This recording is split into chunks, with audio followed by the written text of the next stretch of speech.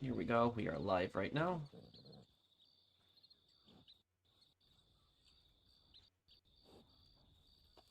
Okay, hello everyone. I hope everyone's having a great day today.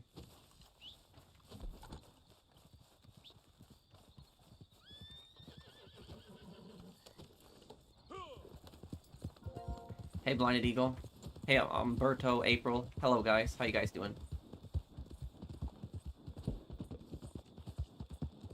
Hey, Arena, Royale.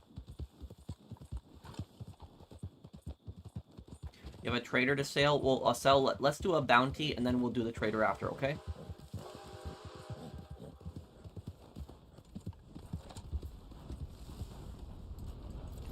Hey, everyone.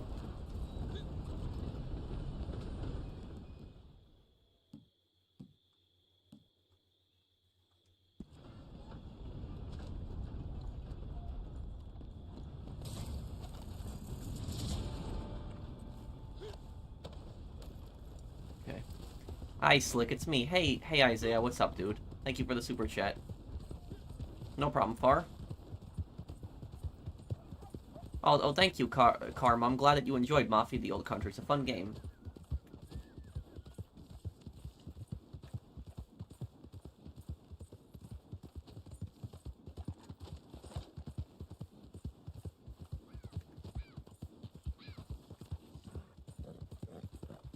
Kwame 2 does not have the fighting styles. Okay. Well, thank you for telling me, Shiny Knight.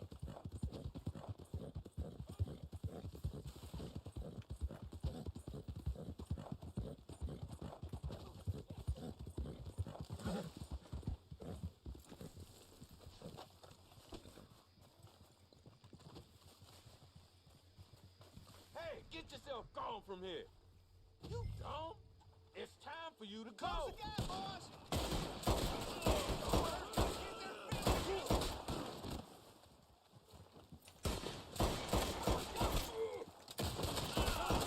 No, please, no. Take these off now. Naturalist is just weird. Head back that way. You'll see him. Yeah, it's just a weird weird role in Reddit Online. I really like the shirt and the hat you have on. Thank you, Arena.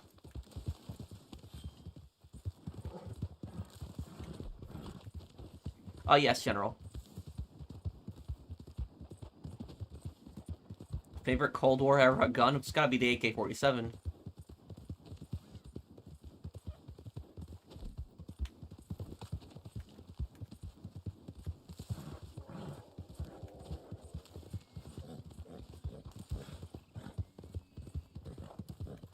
I'll kill you!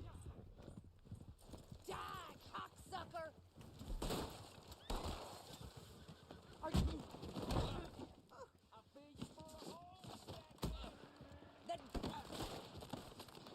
I'm doing good. How are you doing? Damn it! Untie me! Lord!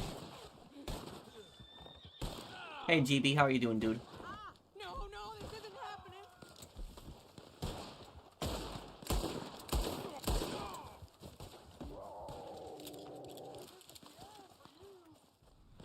I'm gonna watch your bastard ass. Jesus Christ!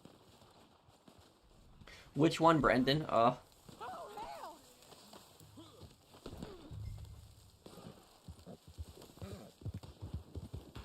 Okay, let's go to the road sheriff office. Dispatch I might do. We got a bunch of games planned for spring. Hey, Flyers. Think you're tough, do you? Hey, bro, not sure if you ever discussed this, but what would happen if Trevor found out Devin Weston went after Michael's family? I kind of did mention this in my video, of why does Trevor forgive Michael? And the thing about that is, if Devin just goes after Michael, then Trevor would not, really care. But, if he found out that, like, he went after, like, Tracy and Jimmy and stuff like that, like, there would just be absolute hell to pay. Like, Trevor would go to the ends of the earth to basically hunt Devin Weston down. So that would be the end for Devin Weston at that point. Because you have to also remember that Trevor, saw, Jimmy and Tracy grow up, and he's extremely protective of them. He might be insane, but he's not, like, a totally evil person.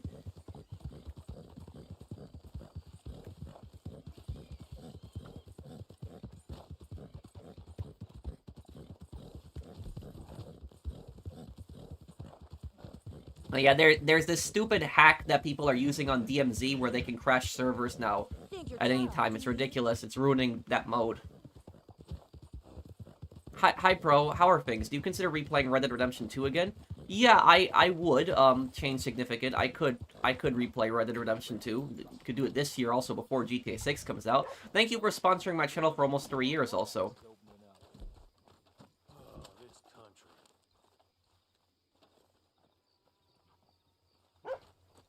I would like to see where you can play as an outlaw and you can rob banks. Yeah, I would definitely like to see something like that. What's DMZ? Oh, it's a mode on Modern Warfare 2. It's like a separate mode, but a lot of people still play it. Think you're tough, It is do you? far. Well, the problem is it's PC players that are doing most of that, Minion Dave.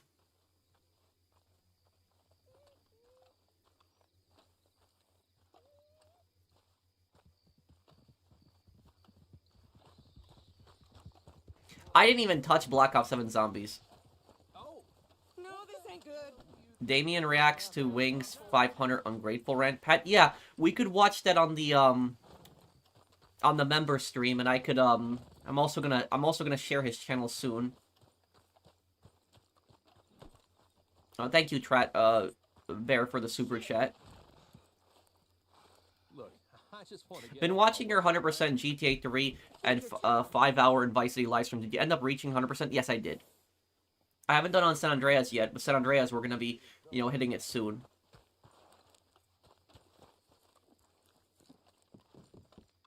Hey, Menacing, how are you? You prevented me from buying Black Ops 7. I'm glad. This weekend, we're gonna have a review on Black Ops 7, by the way. And guys, also, I have to warn you guys, during my Black Ops 7 review, because I've already recorded part of it, I will be dropping F-bombs during the Black Ops 7 review. Now, normally I don't curse, but there's a lot of things that just piss me off in the game, and I just went off on the game with just things that were just pissing me off. But it's going to basically be a pretty big rant, either tomorrow or Sunday. If the Black Ops 7 rant is not out tomorrow, it'll be out on Sunday. But it's going to be out either Saturday or Sunday. And it's going to be me really going off on Black Ops 7 and everything that pisses me off about the game.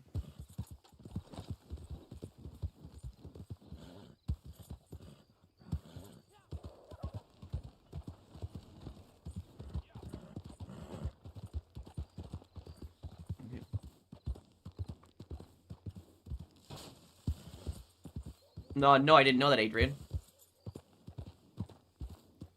Can you explain who he is to your viewers, Patrick and Sub? Well, yeah, he's a guy who reacts to a lot of different videos on YouTube. He reacted to a few of my videos, including the AI Panda scam. That video was kind of funny, him reacting to that one.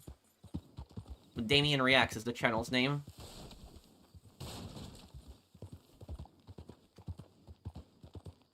I better not fail my driver's test next week. Don't panic. What the key to passing your test is pretend like it's your dad in the car. That's what I did because I trained with my dad. My dad taught me how to drive, and so I just pretended it was my dad in the car when I took the test, and that was it, and I passed it. Just drive like you normally would, Why do you bother playing horribly rated games like Mind's Eye, Saints Row Reboot, and Black Ops 7? Mostly, the thing about Mind's Eye is we really had no idea that it was going to be a disaster. We really didn't know. And to be fair, when it came to Black Ops 7, we didn't even really know that Black Ops 7 was going to be a disaster either. We didn't. So we knew it probably wasn't going to be as good as Black Ops 2, because nothing really beats Black Ops 2, but we had no idea that it was going to be as bad as it was. Some people thought it was going to be an actual successor to Black Ops 2. The only game that we knew that was going to be bad was Saints Row the Reboot. That's the only game we really knew ahead of time that game was going to be bad.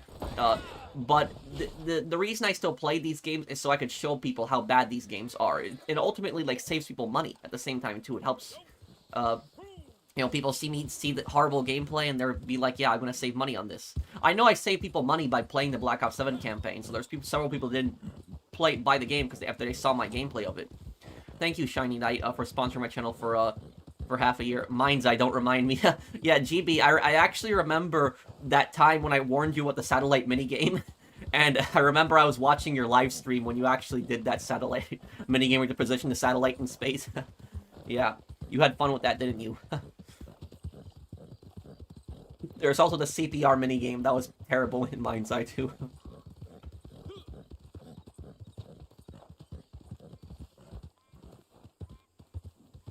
I don't think I really have a favorite sport, Chase.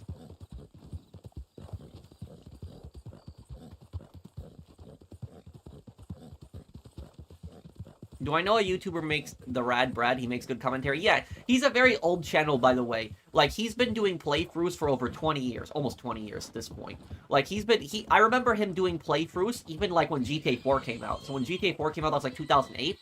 I remember him even doing playthroughs then. So he's, like, a very old channel. He's been doing playthroughs for a very, very long time. The one thing that I find weird about the Rad Brad is he doesn't use a webcam. That's what I found weird about him. Because he's been, like, 20 years, no webcam on all of his playthroughs. He does commentary, but... I mean, I guess it's his channel, he can do what he wants. I just thought it was weird that he's never used a webcam before, but, I mean, he can do whatever he wants on his channel. It's really pissing me off how communists pretend they know more than actual Iranians, Persians, by constantly defending the Iranian government. Yeah, and look, I don't... this is the stupidest thing when you have, like, people here, like, in the West, right? And the people that are here in the West... they will basically be trying to, like, educate, like, Iranians on, like, what kind of government they should have, and they will be telling them that, oh, the dictatorship they have isn't that bad, and they don't know what they're protesting about. It's like, you try living under that horrible dictatorship. So that's it. I don't know how anybody can live in a country like America and just accuse the Iranians of rebelling against a legitimate government. It's not a legitimate government, it's a dictatorship. That's what it is. It's a disgusting dictatorship, and hopefully the whole thing falls apart. That. But literally, I seen some really horrible things, like that the Iranian government has already killed over 1,000 people, and they are refusing to turn over the bodies to family members for funerals unless the family members pay, like, giant fines and they swear allegiance to the government. And I'm telling you, the government doing stuff like that, it's gonna get to a point. It's literally gonna get to a point where people are not scared anymore, and people are literally just gonna go crazy and just completely, like, take down that government. Like, it's gonna get to that point where people are just not gonna be scared anymore, and they're gonna say, screw this, F this. Enough is enough, and they're just gonna, completely overthrow it. So the government is trying to rely on fear. They're trying to suppress the population with fear, but you can only push population so much that people are just gonna get pushed to the breaking point, and then they're not gonna care at that point, and then they're gonna, that's it for the Iranian regime at that point. It's over.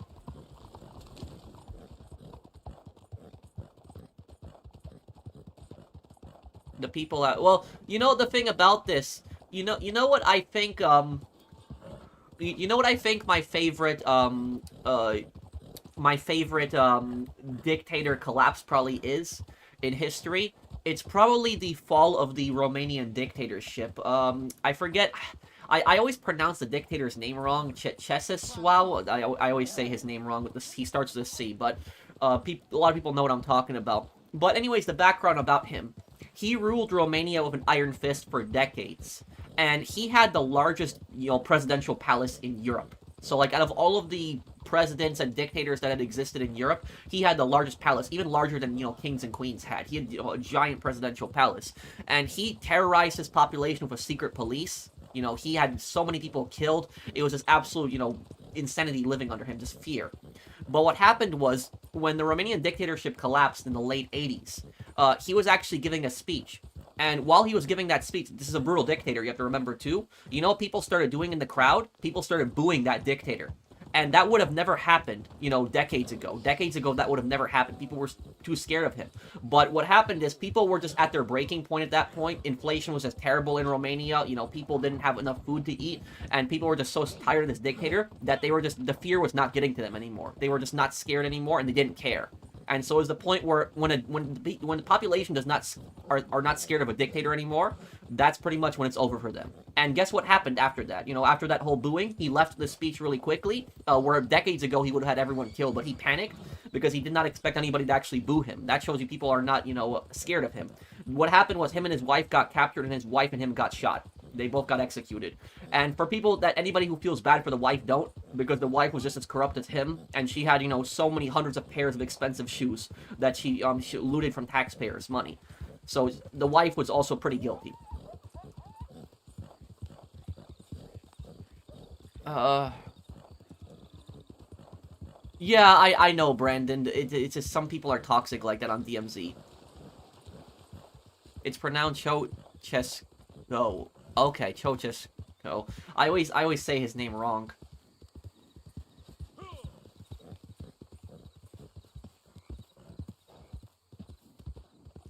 3,000 plus Iranians dead so far, and thousands are in prison. It's either going to be the end of the government or the start of a new civil war. I think that this is the most amount of people that the Iranian regime has killed in such a short time before, right? Because I know they had other protests, but they've killed more people during this protest than the other ones, right? So it's I think that the government is gonna get toppled. Like a couple weeks ago, I didn't think that the government was gonna get overthrown. I didn't. I thought that that the protests were gonna get put down because Iran has had protests beforehand, but it's never exploded to like just this point where it is now. But now I'm convinced at this point that the Iranian regime is gonna collapse. Probably within a couple weeks. Probably maybe before the end of this month. Actually, it'll be gone. We're gonna have to see.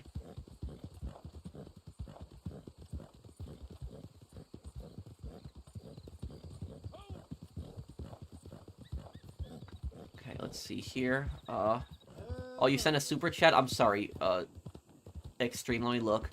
And thank you, Far, for that super chat. Do you think the U.S. intervention in Nigeria is right? Oh, about that, you mean like when the U.S. bombed, in Nigeria? Well, the thing is, when the U.S. bombed several targets in Nigeria, the Nigerian government didn't really deny that the people that were bombed were terrorists. They still complained about it, but they didn't deny that they were terrorists. So that was so that's what I'm not necessarily a fan of getting involved in other countries' affairs, but I'm not gonna shed a tear for like terrorists getting blown up. You seem like such a good guy. Thank you, Marco.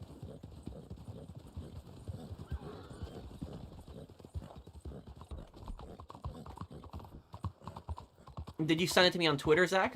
What are we doing right now? I'll start another bounty. Oh, actually, you know what? Let's do your trader sale. You said you needed to help selling, right? Invite me, then. Do I think the North Korean regime will ever fall? No. No, it won't. North Korean regime is never going to collapse. It's never not going to happen.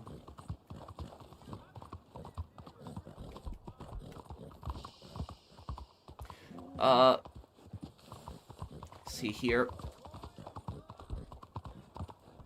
Do I have you added, by the way?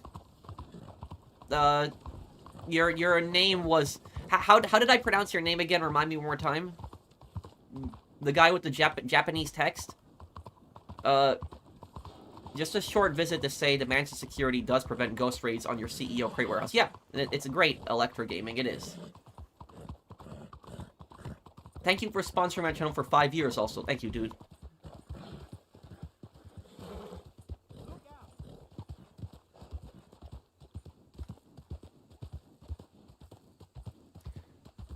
Well, look, the reason that the North Korean government is never going to collapse is because North Korea, for one, is very different than Iran, where try driver parallel lines. I'll play the driver games one day. Thank you for the super chat. Thank you, man.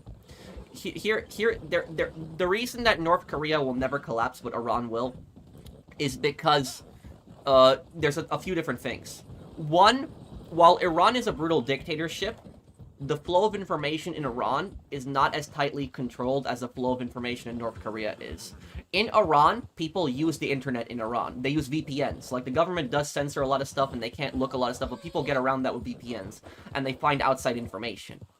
In North Korea, there's no such thing as the internet. Like, the internet does not exist. The only place that you can use the internet in North Korea is at a government, building, like a government library, for example. And that internet only lets you use, like, 12 websites.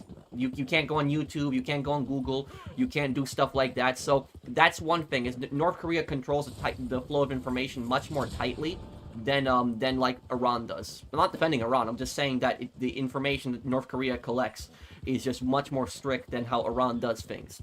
But the other thing about it is that both countries have a different history. So when it comes to Iran or Persia, a lot of people would call it Persia, people still remember what it was like before the revolution. There's a lot of people that are still alive that remember what it was like before the revolution, remember what life was like, under the monarchy. They remember that. And what they do is they teach their kids that. Now, they can't praise the monarchy in public, but they tell their kids, oh, this was a much better time.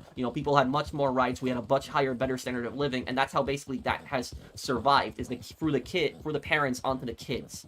That stuff. In North Korea, stuff like that doesn't exist because not even the grandparents remember what it was like before North Korea existed as a country. And even if there was people that in North Korea that existed before the regime, the only thing they're going to remember is Japanese occupation, which Japanese occupation was just, very bad too.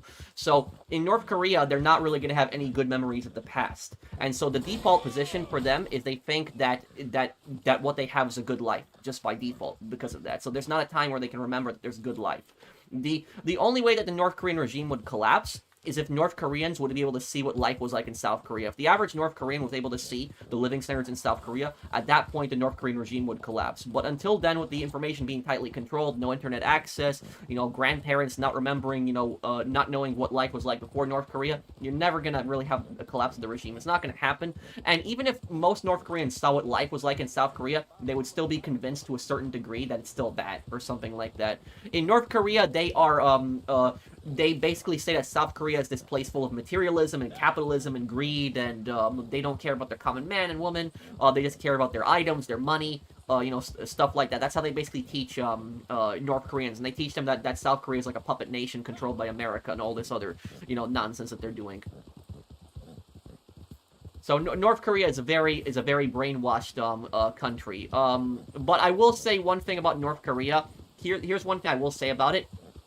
While the North Korean regime is never going to collapse, that's never going to happen, one thing that might happen in North Korea is it might go through reforms like China, Laos, and Vietnam went through. So, China, Laos, and Vietnam, these used to be very brutal, communist dictatorships, and China is still the worst one out of all of them.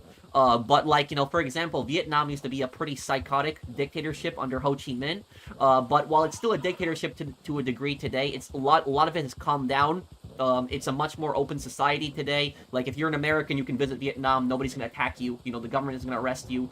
So it's a much more open, friendly society, and they do trade with the rest of the world, and Vietnamese people can make as much money as they want.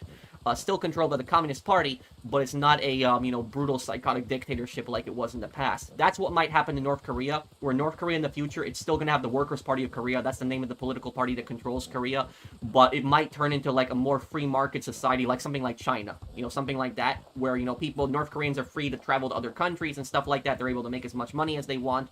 Investors will come into North Korea and, like China, build factories and stuff like that. That might happen, where it might open up to the West more, but it's still going to be a dictatorship. Maybe not as brutal, more like China compared to that.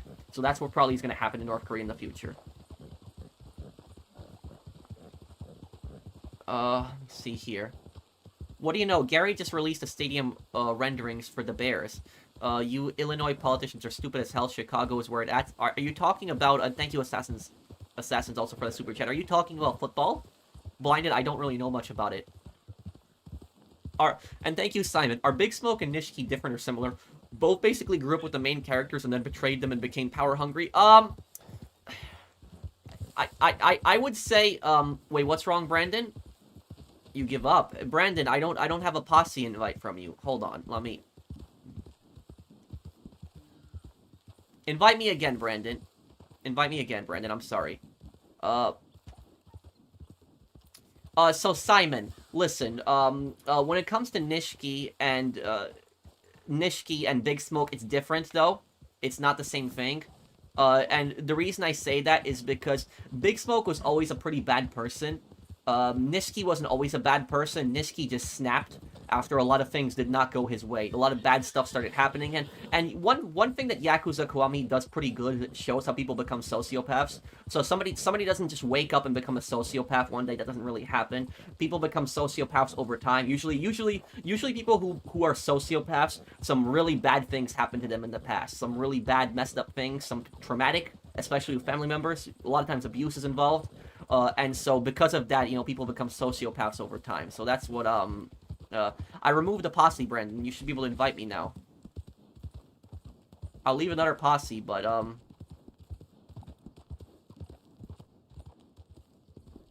Big Smoke was always a pretty bad person.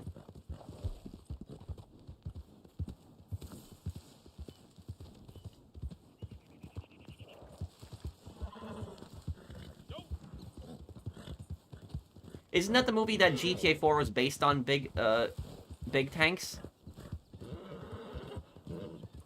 If I may ask, why do you only use Twitter when it's the most dangerous social media? I've used Twitter for years. It's just the one I have, and I basically put out when I have like videos and stuff like that. It's easy for me to get that info out, and spread that around. But I don't use anything else really. There's really no need for me to use anything else. That's it. Hey Sebi.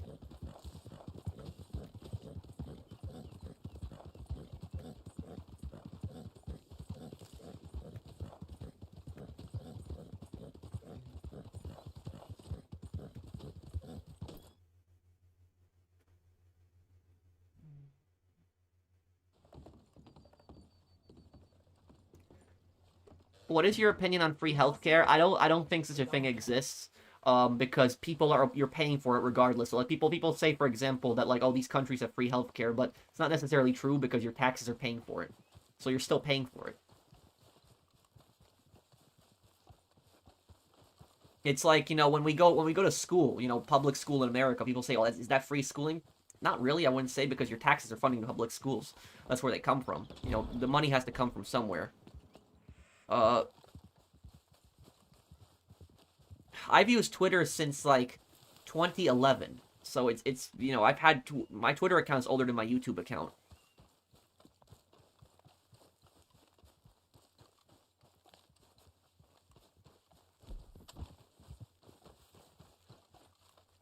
Which gang member had the worst fate? It was Kieran.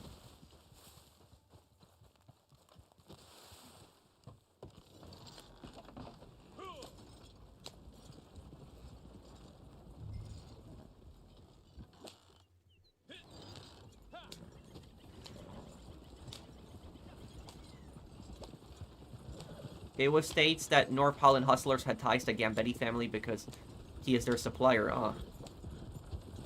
No, I don't really use Instagram. Bro, free healthcare means that it's free, so you're against it? No, I never said that I was against that.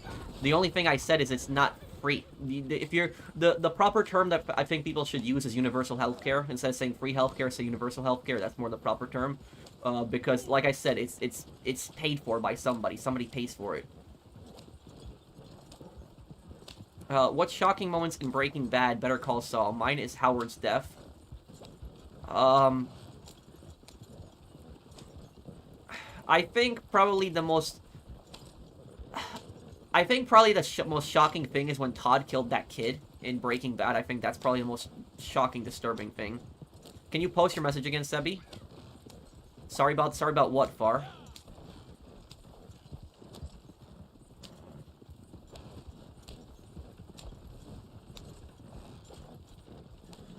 Yeah, Mason, but I also want to do my video on the top 10 most evil, characters in crime games. Yeah, I'm still going to do the Metal Gear Solid games later this year. I'll do them still. How long is the Black Ops 7 review? I think that Black Ops 7 review, I'm probably going to try to keep it under 30 minutes. I think I'll try to.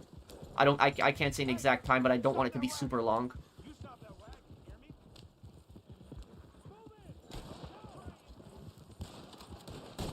Oh, and Fernando, you still remember that video. I gotta edit that video. I still have it recorded, I just gotta edit it. But yeah, I could do a video, but the problem is whether it's gonna get copyright claimed or not. Because, what happened was, I tried to upload a short the other day, like another World War II history short, but the reason I didn't upload it was because it got taken down. It wasn't like a strike, but the video just got removed by YouTube, and it was removed by the Downfall maker. So anybody know that that World War II German movie like Hitler in his bunker where he's like ranting? What I did was I used like my World at War footage, and I was talking about like basically what was going on at the time in Berlin, like when the Red Army was going through Berlin. I used a movie scene in that one, and even though I used that same movie scene in my playthrough, and I got copyright claimed in my playthrough a year ago, I appealed it, and what happened was the studio accepted it, and they said, oh, it was fine, it's fair use. But then when I tried to use that same clip in a short, the same studio rejected it now. So I don't know why they're accepting it on a video that's fair use, but not on a short. So that was, but I'll have to see. There is a video that I want to, upload with breaking down that scene where Hitler was like ranting in his bunker and talking about how historically accurate it is. But it's but if it gets copyright claimed, I might not be able to put it out.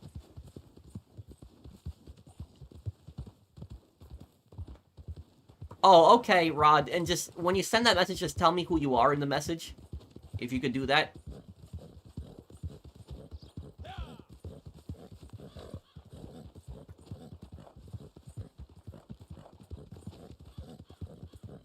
I thought Downfall was copyright free. I don't know. I got copyright claimed by the movie. Like I literally tried to put out a short and I got copyright claimed for it.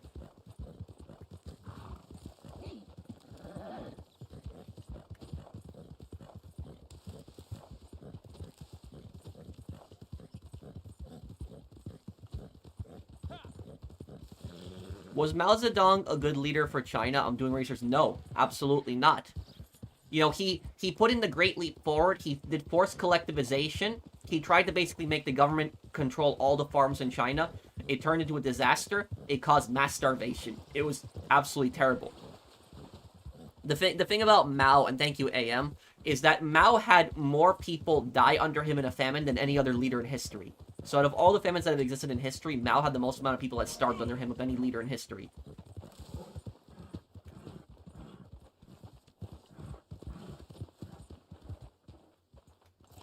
Forza Horizon 5,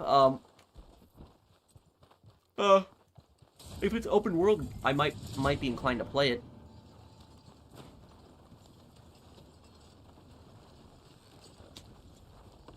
Brandon, can you drive? I just want to read the chat. Don't give me the reins on this, here.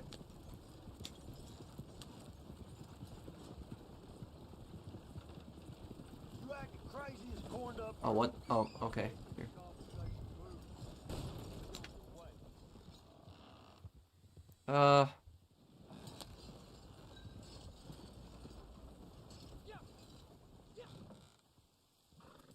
Have I seen the comments of the Metal Gear games to play in chronological order? Yes, I have, Sebi.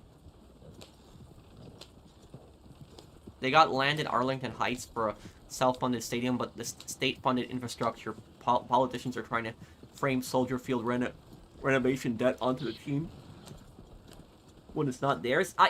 I never understood this logic. Why does government need to be involved in, like, building up these giant stadiums? That's what I don't understand.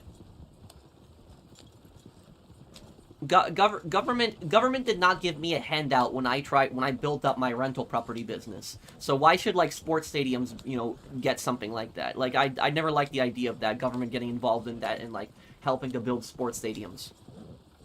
Thank you, Mobinator, for the for sponsoring the channel. Who is the best king and queen of England? That I don't know. I really don't know if I can really answer that question.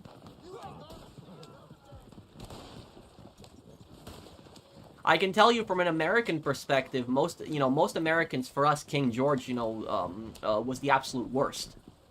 But some British people like King George, so I don't know then.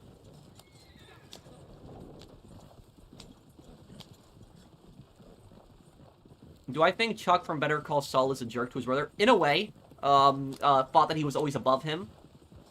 But Jimmy was always the biggest scumbag. Thank you, Aaron, for the super chat.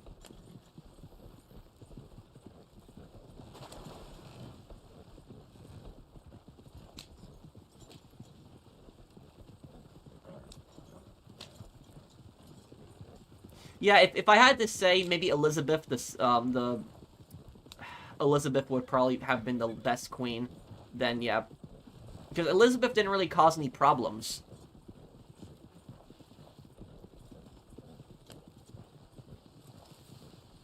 How much do you know about the Dano-Prussian War in 1864? I do know that Denmark humiliated Prussia. That was going on at the same time that the American Civil War was going on, and, like, just Denmark just humiliated Prussia. Just humiliated them. Like, it was an absolute humiliation for Prussia. They were expecting it to be a quick and easy war, and Denmark just obliterated them.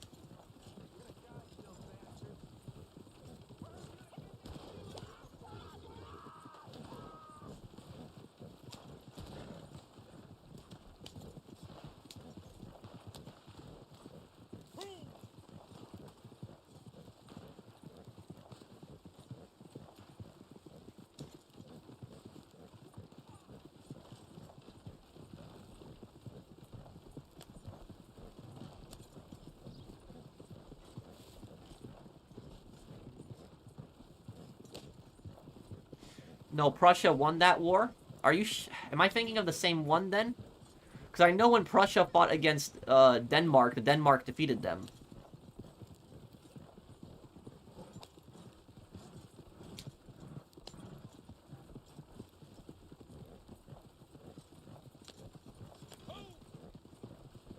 It was 50-50 on the deal? Well, what do you mean 50-50 on it, Blinded Eagle? 50-50 with who?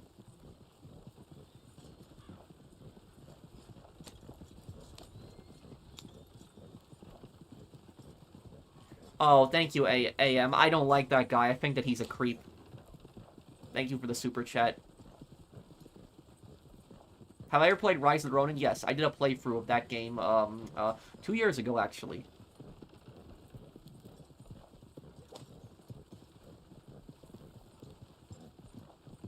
Oh, okay. When you send, I'll probably reply to you later.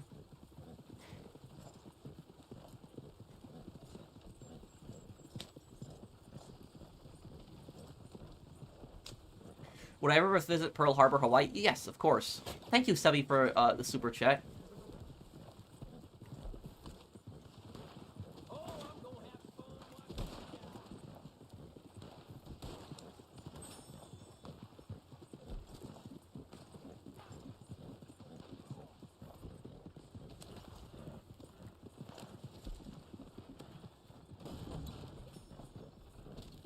Rise of the Ronin was an underrated game, but it was way harder than Ghost of Yotei.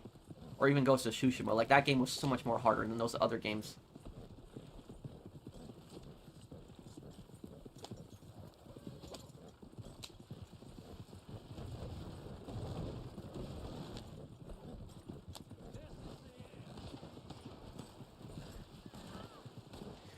Hey, Pro, in the scene in The Revenant, when those settlers get attacked by the natives, did stuff like that actually happen? Yes, but here's the thing is, that scene, when they actually got attacked and then they all escaped to the boat, that scene actually happened in real life.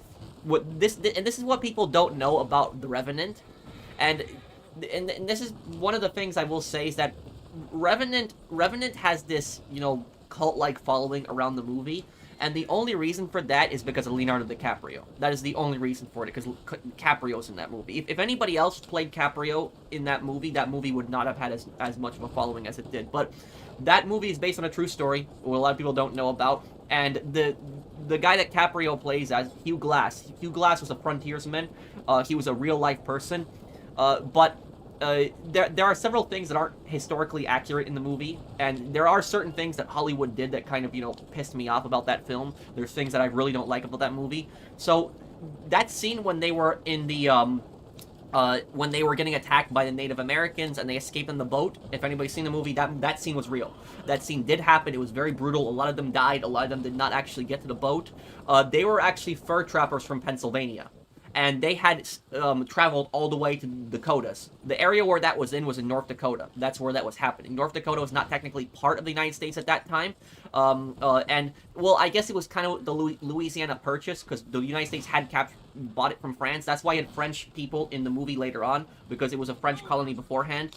But they had traveled all the way out to where North Dakota is, basically to search for fur that they could sell. Now, the thing is, I've been to North Dakota, and I can tell you about North Dakota, the area where that happened looks nothing whatsoever like the movie. Like, when in the movie you see, like, these big, like, hills, and you see, like, these big forests, and then you have these huge, giant mountains, like they're in Montana or something at the end of the movie.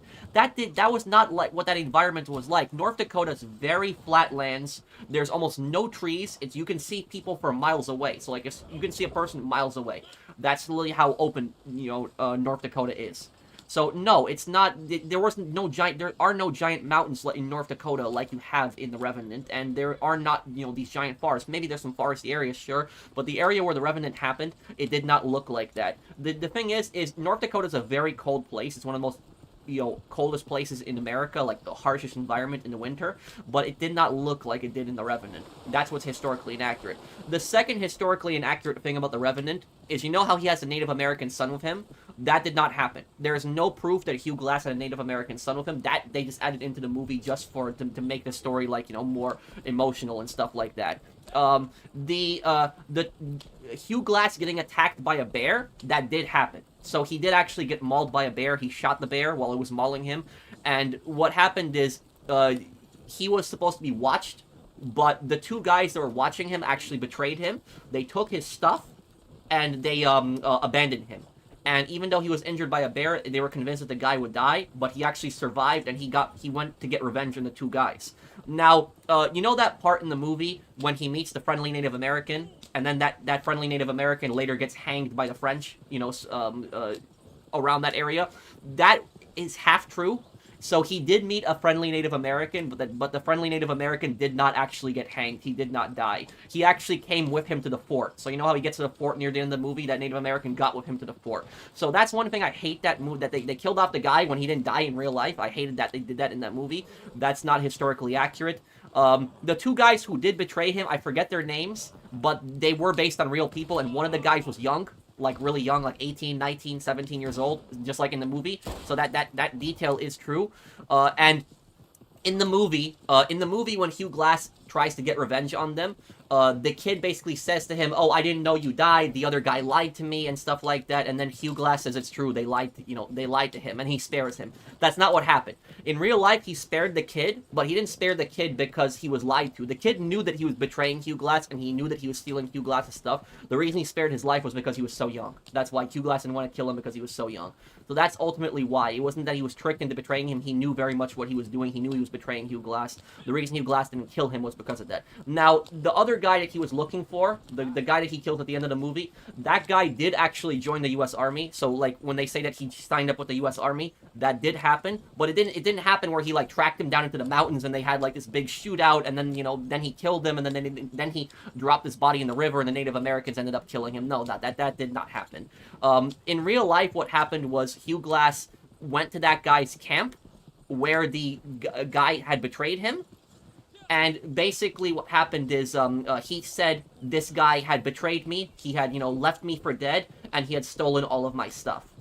And the commanding officer, basically, the American military commanding officer said, like, can you prove this? Can you prove that this guy had done this to you? And stuff like this. And I think Hugh Glass said, he has my rifle, or my gun, and my gun is going to have my initials on it. And the guy did have the gun, but then the guy was making up some other story, and the officer couldn't decide on who was telling the truth. He couldn't decide if Hugh Glass was telling the truth, and he couldn't decide if the other guy was telling the truth.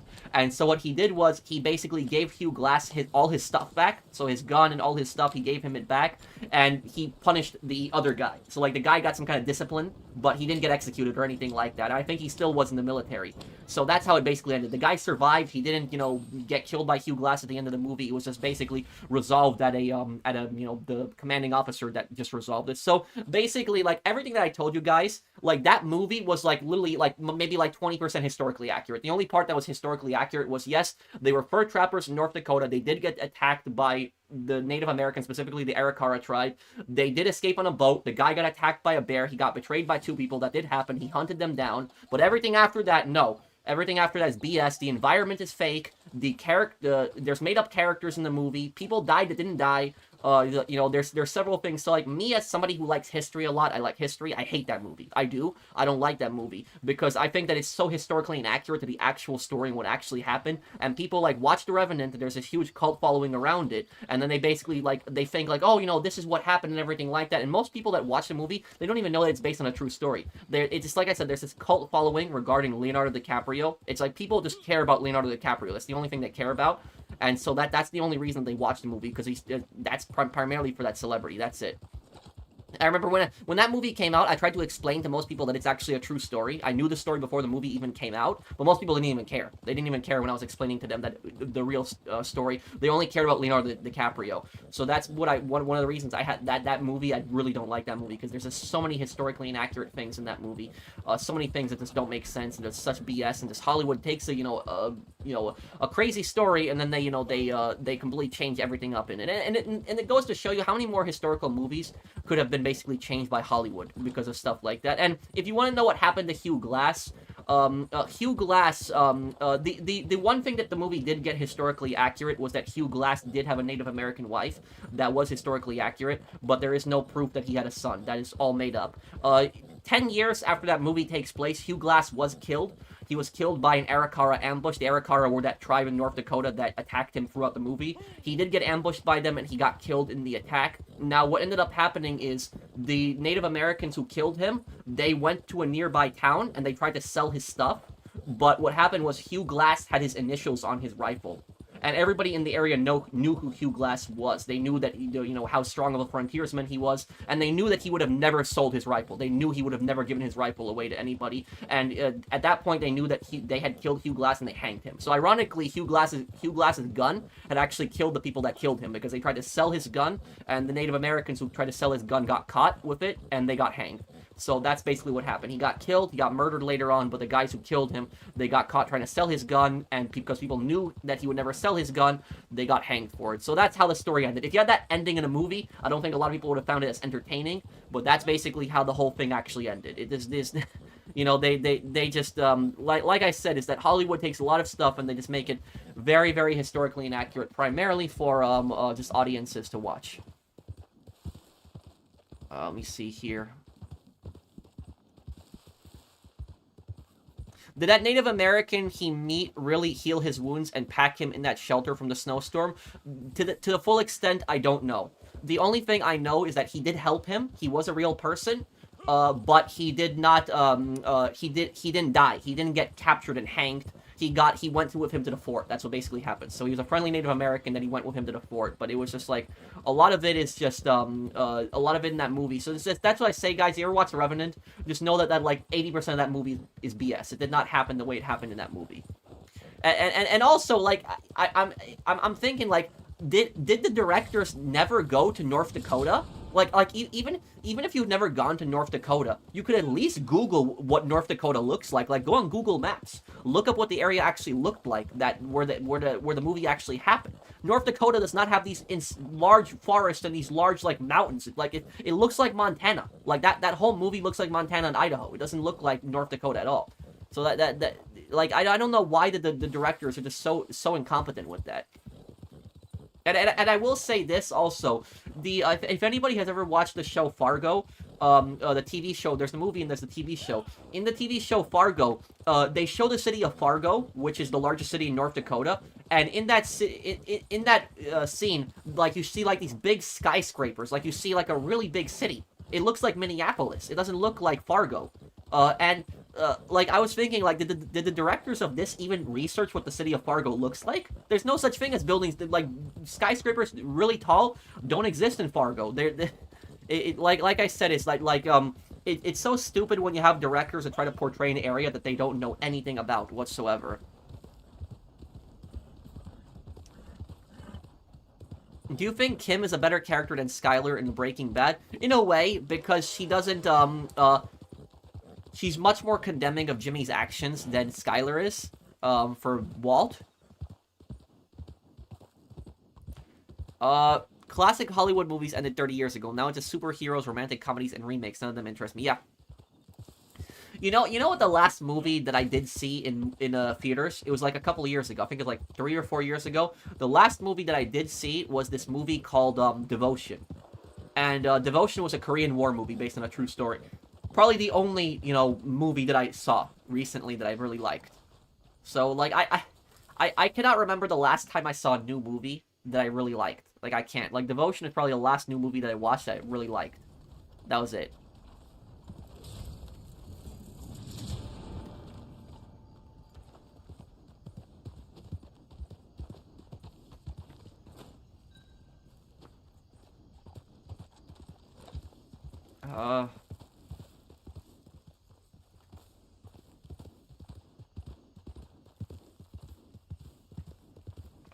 And thank you, Isaiah.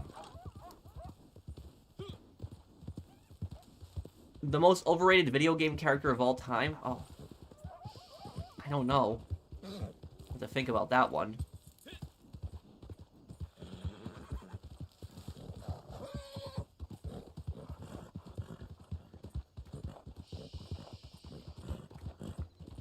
Yeah, I don't know. I have to think about that one. Why do people call America stolen land even though Europeans built it? Thank you for the super chat, AMRM. Look, here's what I will say. about it is that America has a dark history. It has a dark history of especially expanding out west. But there is something that also people don't want to talk about and they don't really know, and that is that several Native American tribes actually conquered each other, and they conquered each other's land. A lot of people don't know that. For example, like there's this big misconception that people have when it comes to American history, where they think that everything was just peaceful, peace and harmony. There was no violence whatsoever, and then Americans showed up, and then all the violence started. It did not happen like that. There were several tribes that wiped each other out and conquered each other even before the Americans arrived. So there was plenty, and I'm not excusing what the U.S. did. The only thing I'm saying is that people are they don't know that there were several tribes that constantly fought each other and conquered each other and took each other's land. That did happen a lot. Like, we were just talking about the Revenant, for example. The Revenant was the Arikara tribe in North Dakota. They were a pretty, aggressive tribe, especially with their expansionism. And then was the Sioux. The Sioux were also a pretty aggressive tribe, but the most aggressive tribe, if I had to say the most aggressive, like, warmongering tribe, probably be the Comanches. Now, the Comanches were very, ruthless. They knew how to live off the land, so they were very strong warriors. They were, like, really tough guys, but they were also very brutal conquerors. They were. Like, they were through, like, Mexico, Texas, and Oklahoma. That's the places where they were, typically. And the Comanches, yes, the Comanches were very aggressive in their conquest. Very aggressive. If you got taken as a Comanche prisoner, you would probably be slowly tortured to death. You probably would not survive.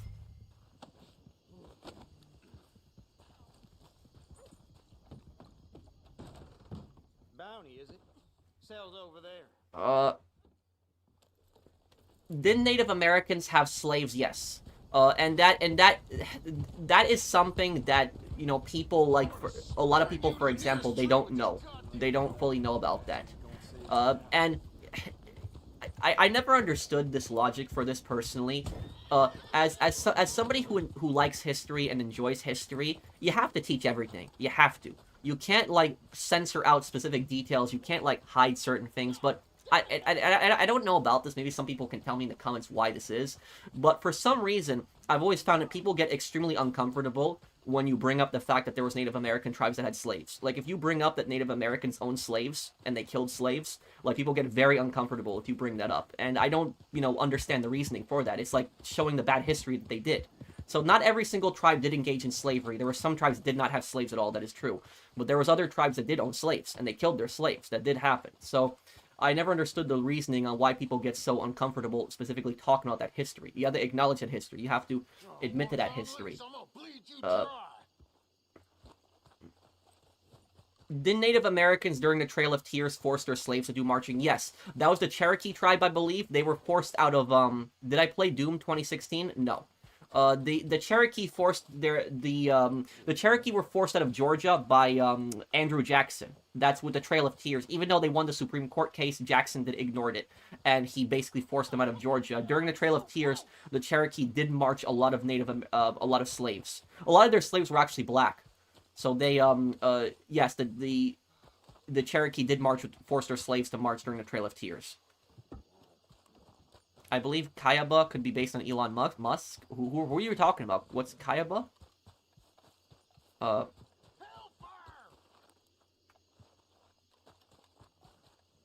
Hey Pro, been a while since you tried GTA Frosted Winter for early redemption. I could try it, maybe next month or the month after. I want to play all these, single player mods before GTA 6 comes out. I just have to play Yakuza 2 and then Yakuza 3, which is coming out in like a month, so I gotta play those games. What's wrong, Sebi? Oh, I haven't watched Sword Art Online, so I don't know, Aaron. But I will also tell you guys something disturbing about history that a lot of people don't know about. So when the American Civil War ended, right? The last slaves freed were actually not even in the South. They were actually in several Native American tribes in 1866, so one full year after the Civil War ended. For example, the Chickasaw tribe, they still had slaves. And what happened is, when the Chickasaw freed their slaves, by law, the Chickasaw had to give their slaves citizenship. So basically how it was is that the United States, if you were a slave, right, and you were owned by the Confederates, and then the Civil War ended, because you were owned by an American slave owner, you were given American citizenship. But if you were a black person that was actually owned by a Native American tribe like the Chickasaw, when you were freed, the United States would not give you citizenship. The United States government basically said that the Native American tribe has to give you citizenship. So you're a member of that tribe. You're not an American. So if you were owned by like one of the tribes, the U.S. government would tell them to give you citizenship, but they wouldn't do it. They would not give you citizenship. And so there was a lot of that's why there was a lot of black people in the South that did not have citizenship after the Civil War, because they were actually former Native American slaves, and a lot of these tribes would not give them citizenship, and the United States wouldn't give them citizenship either. So you basically had people that did not have any kind of country. They didn't have any kind of citizenship anywhere.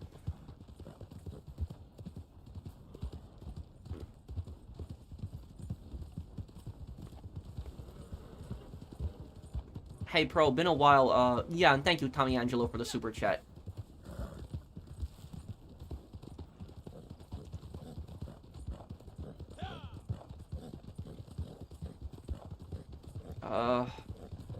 I really enjoyed history, especially social studies. I really enjoyed history, and I like learning about your history, about anything, probably. You know exactly. Thank you for all your history stuff. Thank you, Big Tanks.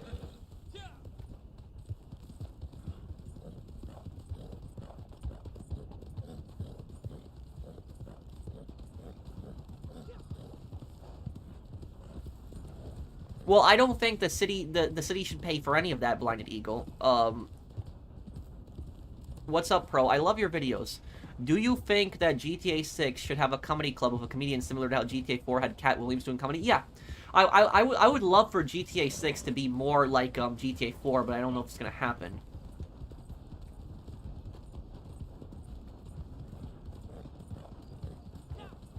Well, yeah, no, there are a lot of Native Americans that suffered, definitely. A lot of Native Americans that suffered and had their land stolen. Some of the worst offenses that happened were during the gold rush, because during the gold rush, what happened was a lot of the U.S. government had relocated Native tribes to several land, and they thought the land was crappy land, but it turns out the land had gold, and then they tried to move them a second time, and throw them off their land again.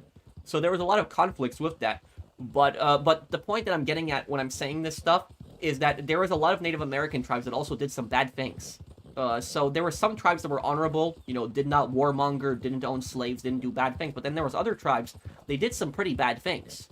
Like, was it the Sioux, for example? A lot of people don't, when you think of the Sioux, right? The Sioux tribe, a lot of people think of South Dakota when they think of the Sioux, because that's where a lot of them are. But what a lot of people don't know is, and I'm pretty sure it was the Sioux. The Sioux, I think, are actually from Minnesota. And they came from Minnesota into South Dakota, and they attacked the Crows, which the Crows were the tribe that was around the area of the Black Hills. And then what they did was they basically killed and conquered the Crows, and then the Crows fled to Montana. And that's why there's so many Crows in Montana, primarily because of that.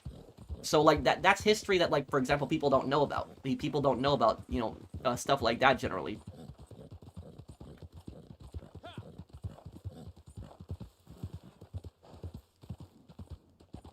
Why don't you think they should pay for basic things like road construction and things of that sort? Yes, the owners are billionaires, but do you think really paying $3 billion for a stadium yourself isn't enough? Here's what I will say about this Blinded Eagle. If a company wants to build a stadium, go ahead. But they should fund the entire cost of it. The entire thing. I don't see why the US government has to fund any cost to the stadium whatsoever. I never understood that. You know, the government will argue, oh, it'll help the economy and stuff like that. But by that same argument, you could apply that to any business. You could say that any business will help the economy. That's basically it. So I never understood the idea of why, you know, government should fund these large mega stadiums.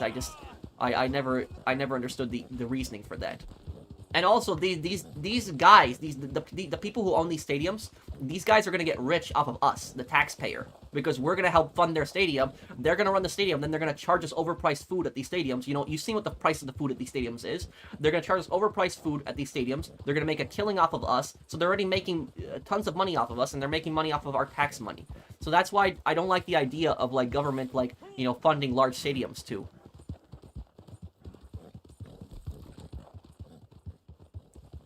Literally, you know, it's been years since I've gone to movie theaters, but even, like, I've seen $5 hot dogs before. It's like, you know, what the hell?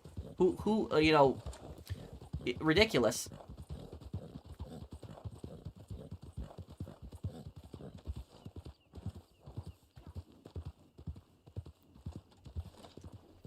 what is the creepiest law during the segregation era? Oh, the creepiest law, that one's it is probably the 1/8 rule.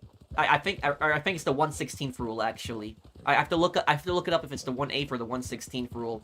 But and this is one thing that people don't know also. I talked about this in my Mafia 3 playthrough. But basically what the government would basically make people carry around these cards in like the southern states, the states that all practice segregation. They would make you carry around these cards. And what these cards basically were is these cards were proof of your ancestry. That's essentially what it was. It was proving how far back your ancestry goes and who your ancestors are and a bunch of this stuff like that. And so if you, let's say for example that you were white, right? And both your parents are white. But what happens is that one of your grandparents is black, or even your great-grandparents is black. Under that rule, you are actually considered color. You are not considered white.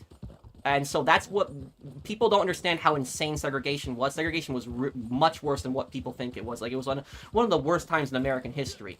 And so, like, if you were, like, even if you were, like, completely white, if you were, like, partially black, like, you were 10%, black, you had, like, a grandpa that was black, you were considered color. You were not considered white. And so because of that is you had to also go to the colored school. You had to go to the, you sit on the back of the bus. And the thing about this is a lot of times you had like kids at these schools that would get pissed off at these white kids, but in reality these white kids didn't do anything bad. They didn't do anything wrong.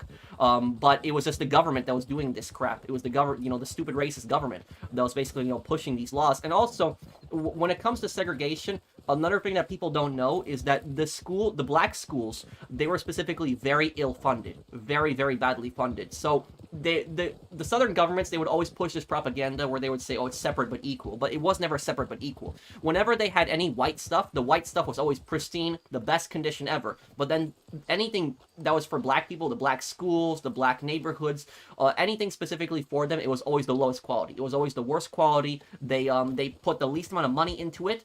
So like in black neighborhoods, you would have like, stuff breaking down. You would have people losing power. You would have potholes in the road. The government would not fix it at all. But then the white neighborhoods, they would just fix everything. So that was, and then they would always claim, oh, it's the budget. We don't have enough for the budget and stuff like that. But hey, I thought you said it's equal, but it's separate but equal. It's not. And basically, I like what the Supreme Court said. The Supreme Court said that by separating something, you are not saying that it's equal at all. So just by the fact that you have to separate something, you're not saying that it's equal at all. So that's basically what the Supreme Court said when they ended segregation. It says by the fact that separating something is you are saying that it's not equal in the first place. Yeah, the one-drop rule. That's what it was. It was the one-drop rule, specifically that.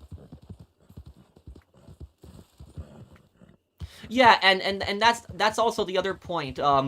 If anybody has ever seen the movie The Green Book, the Green Book is a really good movie. It's a really, really good movie. It's based on a true story, but it's basically about this New York guy who drives this famous musician around the Deep South, Doc Shirley, during the segregation time. And there's one scene in the movie when they get pulled over by a cop, and I'm sure somebody here has watched the movie. It's a very popular movie, but there's one scene in the movie where they get pulled over by a cop in the South, and it's actually really heavily raining.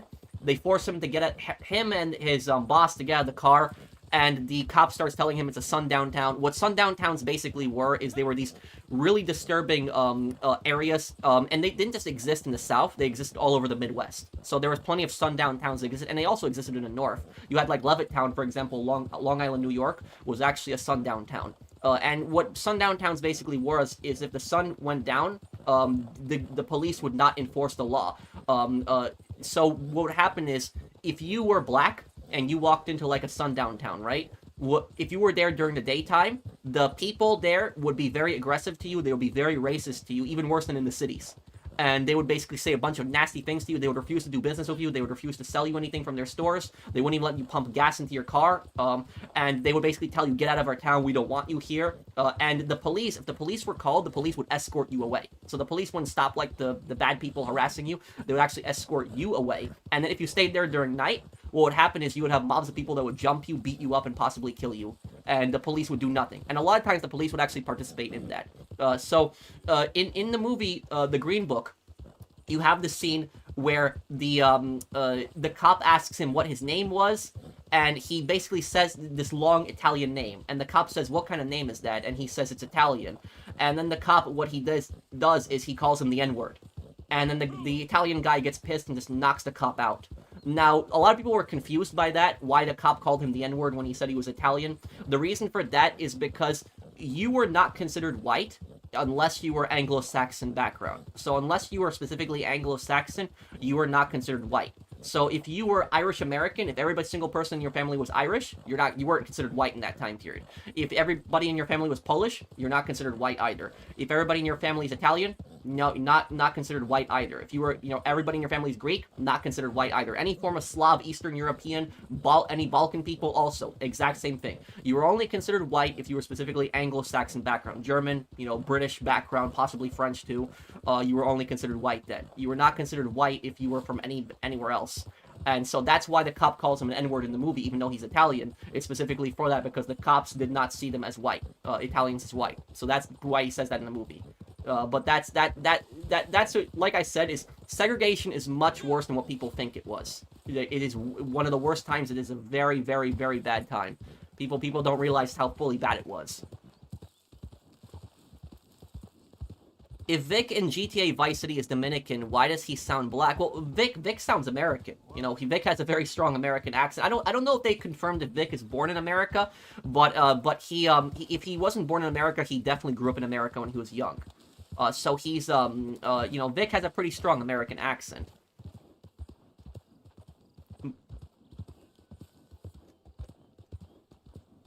Thank you, Aaron, for the super chat.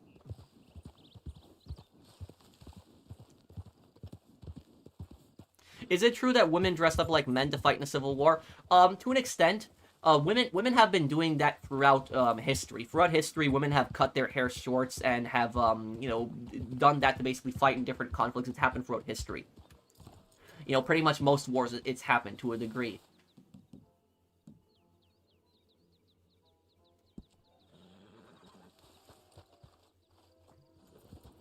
Why do you carry on a dog? I do not know. Somebody put that on my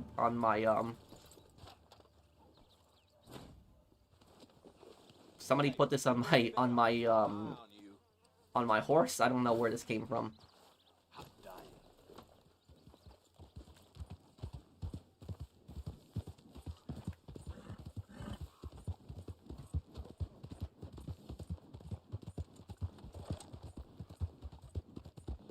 My favorite font? Impact. Probably Impact font. I use it for most of my thumbnails. Do I think the whole truth is told about 9/11? Yeah.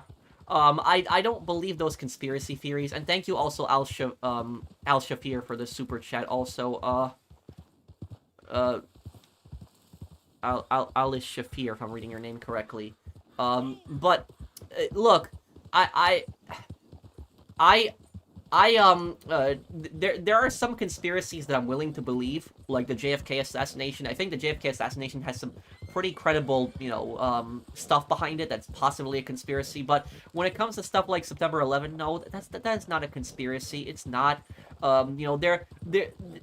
If you notice the people that are usually like pushing the 9/11 conspiracy stuff, they just really a lot of times hate the U.S. and so they can't accept that it was the United States was attacked on that day. They think that the U.S. government must have like faked it. They must have like created something like that. But I will tell you something, and I remember my professor. I went to school for law enforcement technology. That's what I ended up getting a bachelor's degree in. And I had several professors that were detectives, police detectives. And I remember one of my teachers, who was like a veteran police detective, older guy, solved so many cases. he talked about the 9/11 conspiracy theories in like one lesson, and he specifically said about this that people think the government is like so intelligent, they think the government can like accomplish anything, but he basically said the government are a bunch of incompetent idiots. That's what I still think it was funny how he said that, but he said that the government are really a bunch of incompetent idiots. And when you really think about the government, right? You know, how stupid is the government? Like, look at all the dumb things they waste money on. Look at all the dumb things the government does. I mean, you have, like, for example, if you just look at, like, a state like Minnesota recently, right? In Minnesota, you had people that were running daycare scams, where people had, like, these daycares where they had said that there's 104 children at a daycare, 104 children, but there was no children seen at the daycares whatsoever, and they're just committing daycare fraud. And meanwhile, the sign on the front of the store says Learning Center instead of saying Learning Center. And so the government is that incompetent, they're that stupid, that they don't even bother investigating something like this, and now people are going to tell me that, oh, the government is so intelligent that they created this giant conspiracy where they flew like planes into the building and like managed to attack the Washington D.C. and the New York and a bunch of stuff. No. So the government are a bunch of idiots. That's what I said. The government would never be able to pull off an operation like that. Like, even if the government wanted to do something like 9/11, they would never be able to pull something like that off, ever. Like, for a conspiracy like that to exist, you would have to have hundreds of people involved. This wouldn't just be a few dozen people. It would be hundreds of people involved in a conspiracy like that. So, like, 9/11 is not a conspiracy theory. There's no proof that it's that any of that was a conspiracy. Now, did the government take advantage of 9/11? Yes, I will say that they took advantage of it and they used it as an excuse to invade Iraq. That is pretty much a fact. They did take advantage of it and they used the anger that Americans had at the time as a justification to attack Iraq. That I will concede and I will agree with that. But this idea that it's a conspiracy theory and the U.S. government did all of this, no, it's not. No, it's not true.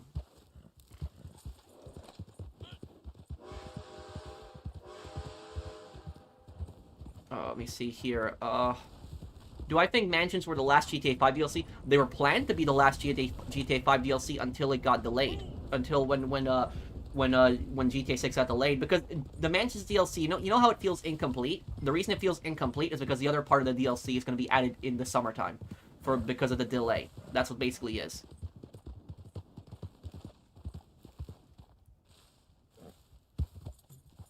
Thank you, Aaron, for the super chat. Do I support gay rights? I'm perfectly fine with that. I think people should be able to marry who they want.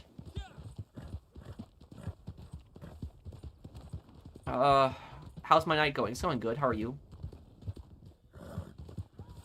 Well, yeah, he did a bunch of really good videos on the daycare fraud that was going on in Minnesota. Like, really, he did some pretty good videos on that. Any anime you started watching, like King's Raid or something like that? I watched like a few episodes of that.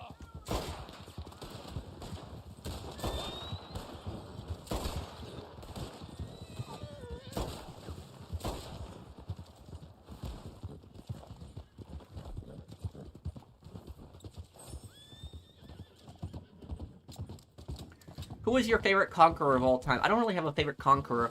But if you had to tell me who is the least evil conqueror in history, a person who's conquered multiple countries, but they're the least evil that I can think of, probably Napoleon.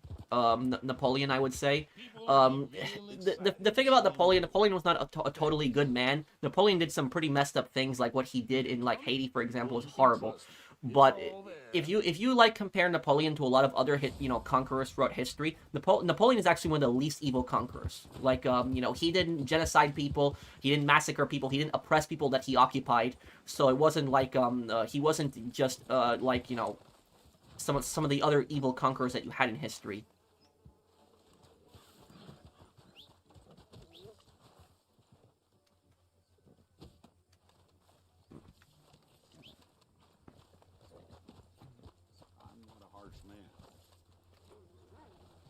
How many civilians were killed in the Iraq War? That I don't know. AMRM, thank you for the super chat.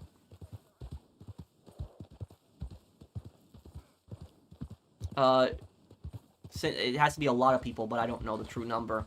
Since Venezuela operation, I've seen folks calling for the annexation of all North American countries because they think the U.S. owns the Western Hemisphere. No, it's not going to happen. America is not going to annex, other countries. It's not going to happen. Thank you, General Alert. The government is just going to talk in a lot of nonsense. I just think it's all nonsense. I don't think anything's going to actually come out of it. I heard about the Fallout 3 remaster. I really want to play it. Yeah, we'll do a video killing Mr. Faber when that comes out.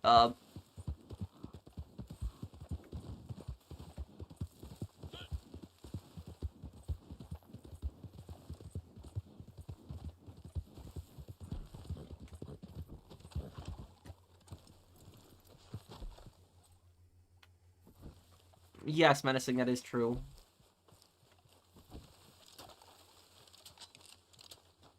Yes, Far, I remember that too.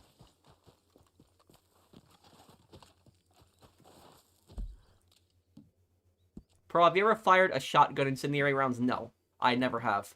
I've seen incendiary rounds before. I've seen them, but I've never shot them. No.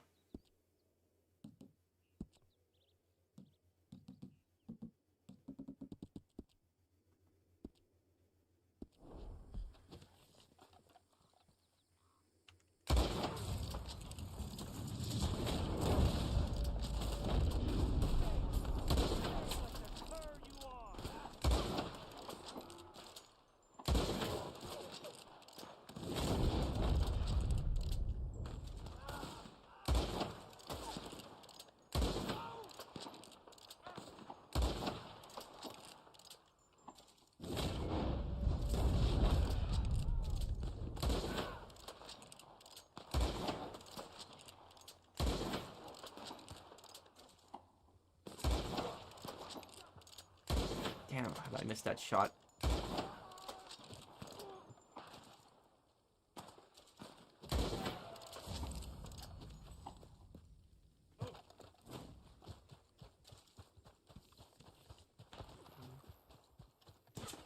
Well, thank you, Steph. Wasn't there the Barbary slave trade? Yes. Well, the Barbary slave trade were a bunch of pirates that were in North Africa, mostly around Algeria and Libya. That's where they were. They occupied cities on the coast. And how the pirates basically work, it was kind of weird. They were their own country, but they paid tribute to the Ottomans. So basically, like, the Ottomans would let them operate their own, somewhat independent pirate republics. And they would, whenever they would extort ships or raid ships, they would give a cut of that to the Ottomans. And the Ottomans would let them, operate in the area.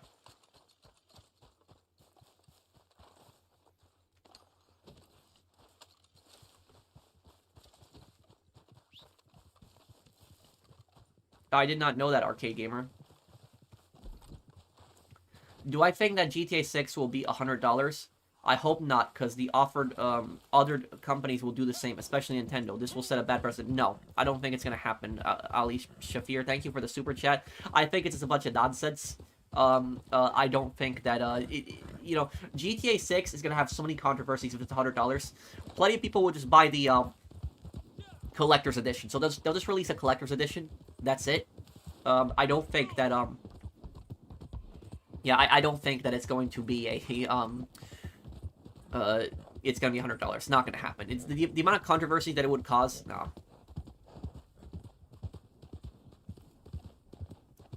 Thank you, Plain Mantis. Why is the U.S. president after Greenland? I think that it's all just a bunch of nonsense talk. I don't think anything's going to happen in it, Plain. I don't want to get into the whole political drama, but I just think it's all nonsense. I just think it's all just to show off and just act tough. I find amazing Franklin's voice actor is related to CJ's voice actor. Yeah, they're cousins, aren't they? Thank you, Aaron, for the super chat. Do I think Kim Jong-un will be playing GTA 6? Well, I wouldn't be surprised if it was somebody from the North Korean government, because, the crazy thing? When I used to play Black Ops 1 as a kid, it would show you, like, a whole world of the map, and it would show you how many dots are online. Like, and I remember there was, like, one dot in North Korea, and I was like, who the hell is playing Black Ops 1 in multiplayer in North Korea?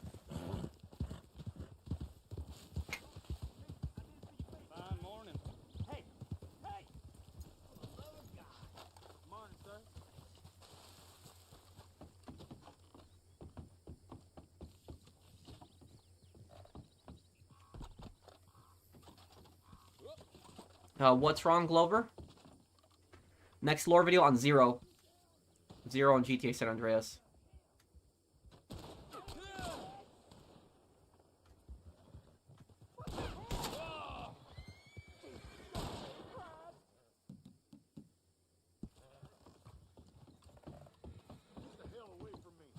I know I spelled it wrong. People made fun of me for that. It was a typo, but...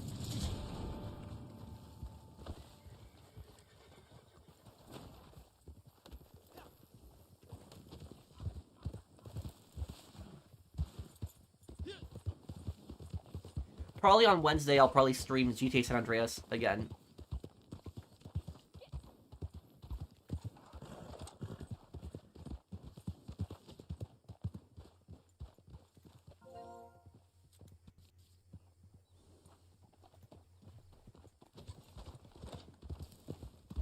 Wait, what's your comment, Glover? I'm not ignoring you. There's a lot of people that are posting. Can you post it again?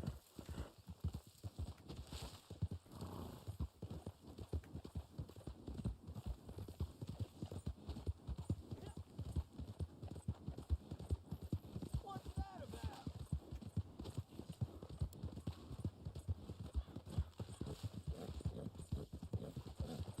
My favorite color, orange. Thank you, Double Bach. Thank you for the super chat. Help! Help!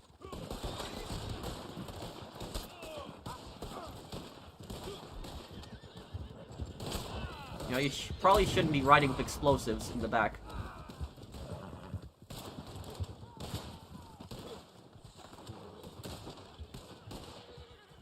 Glover. Did Glover post a comment again? What did he say?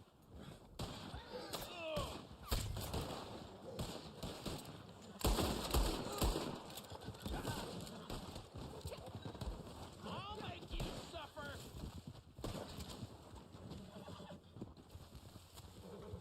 Glover, did you post your comment again?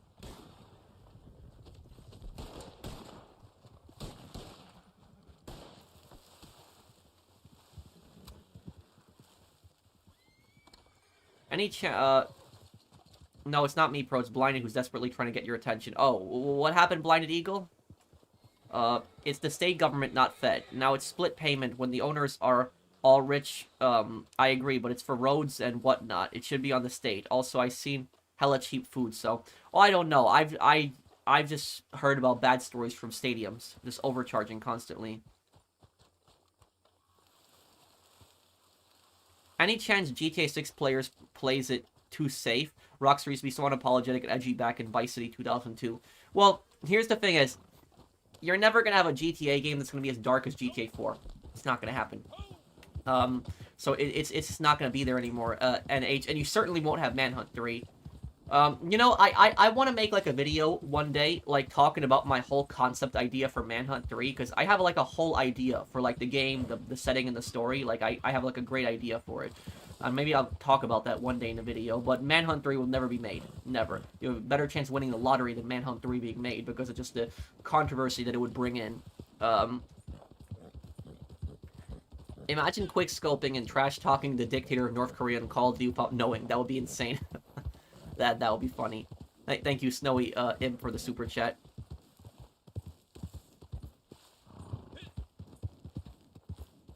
Should we wait or deliver the target now? Wait until 14 minutes and deliver the target. I know they censored Vice City back in 2002. I know about that. Yeah, it was the Cuban and Haitian controversy. I know about that. I think my copy of Vice City, the PS2 version that I have, actually is the uncensored version. I think it... I gotta put in my PS2 disc one day and just see if it's the censored version or not. I'm curious.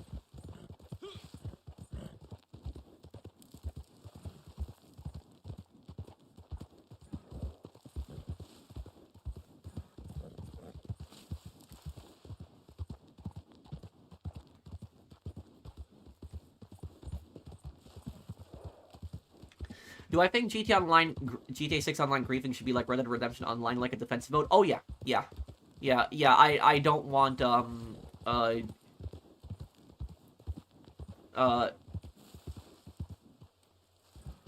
don't want, I don't want it to be like GTA Online, really. And I hope we can do everything in private sessions, too.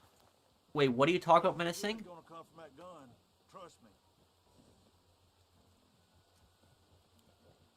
Someone has Snapchat in North Korea? What? Oh, thank you, Blinded Eagle.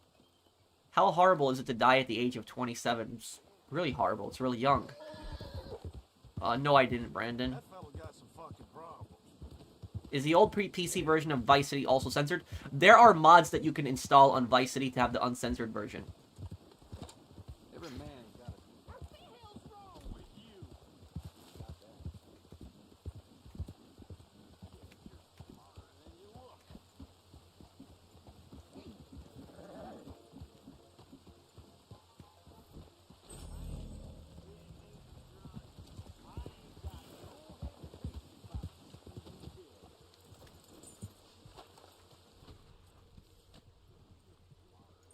Wait, what, Glover? No, I know who she is, Menacing, but what are you talking about specifically?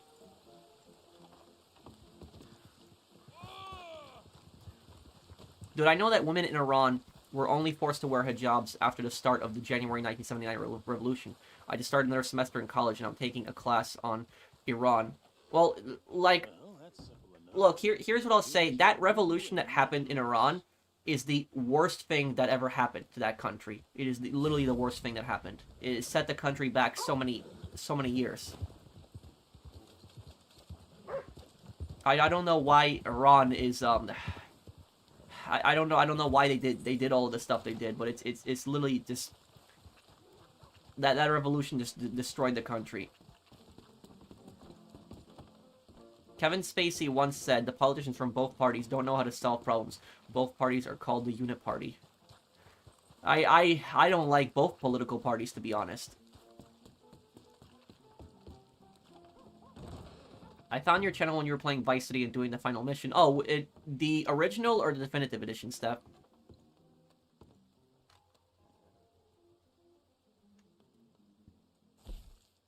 Okay, wait. I don't want to play poker just yet.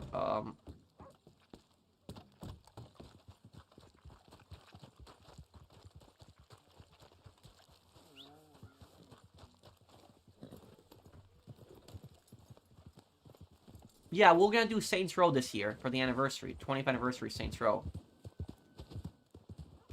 Let me go to my Moonshine Shack, actually, see what's going on over there.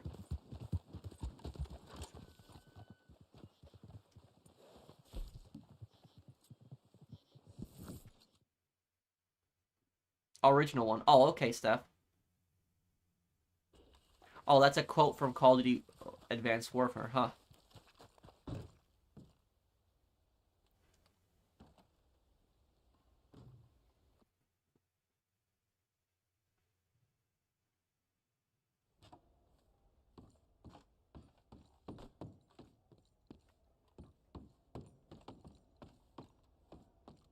Bonjour, patron.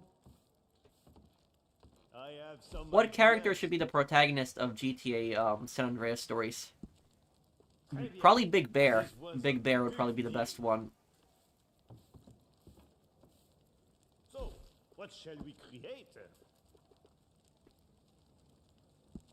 This will be a little out of the ordinary, yes?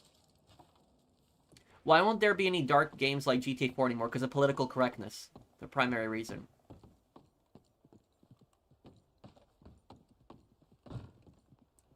What do you think of using a walk-in closet as a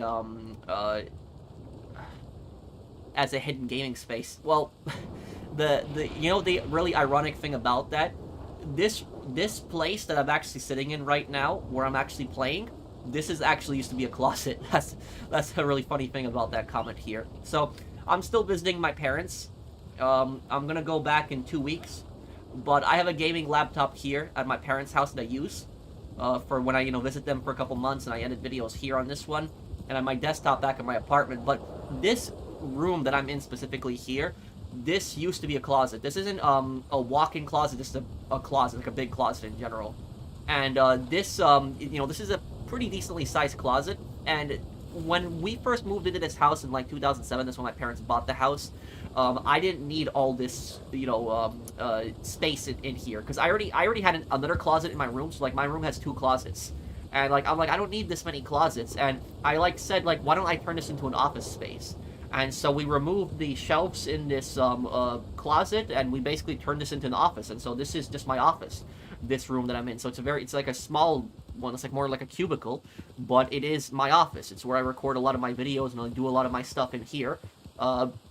And also, this closet has a window to it, too. So, like, there's a window on the other side. So it's kind of a weird closet, like I said. But it used to be a closet before it was converted into an office. I mean, not bad, necessarily, Ant-Man. Does CJ sound like Eddie Murphy despite different voice actors? I don't know. I can't answer that one, Aaron.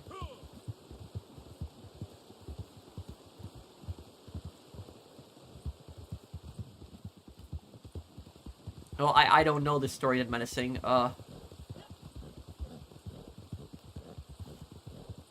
would like GTA 6 to be more realistic, yes.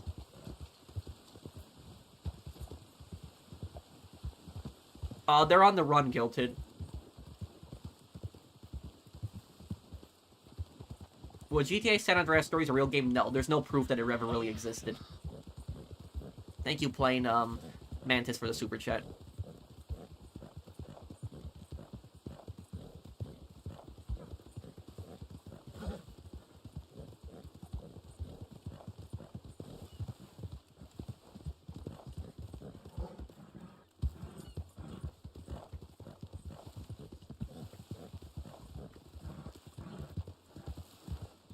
I don't live in an HOA. Blind Eagle.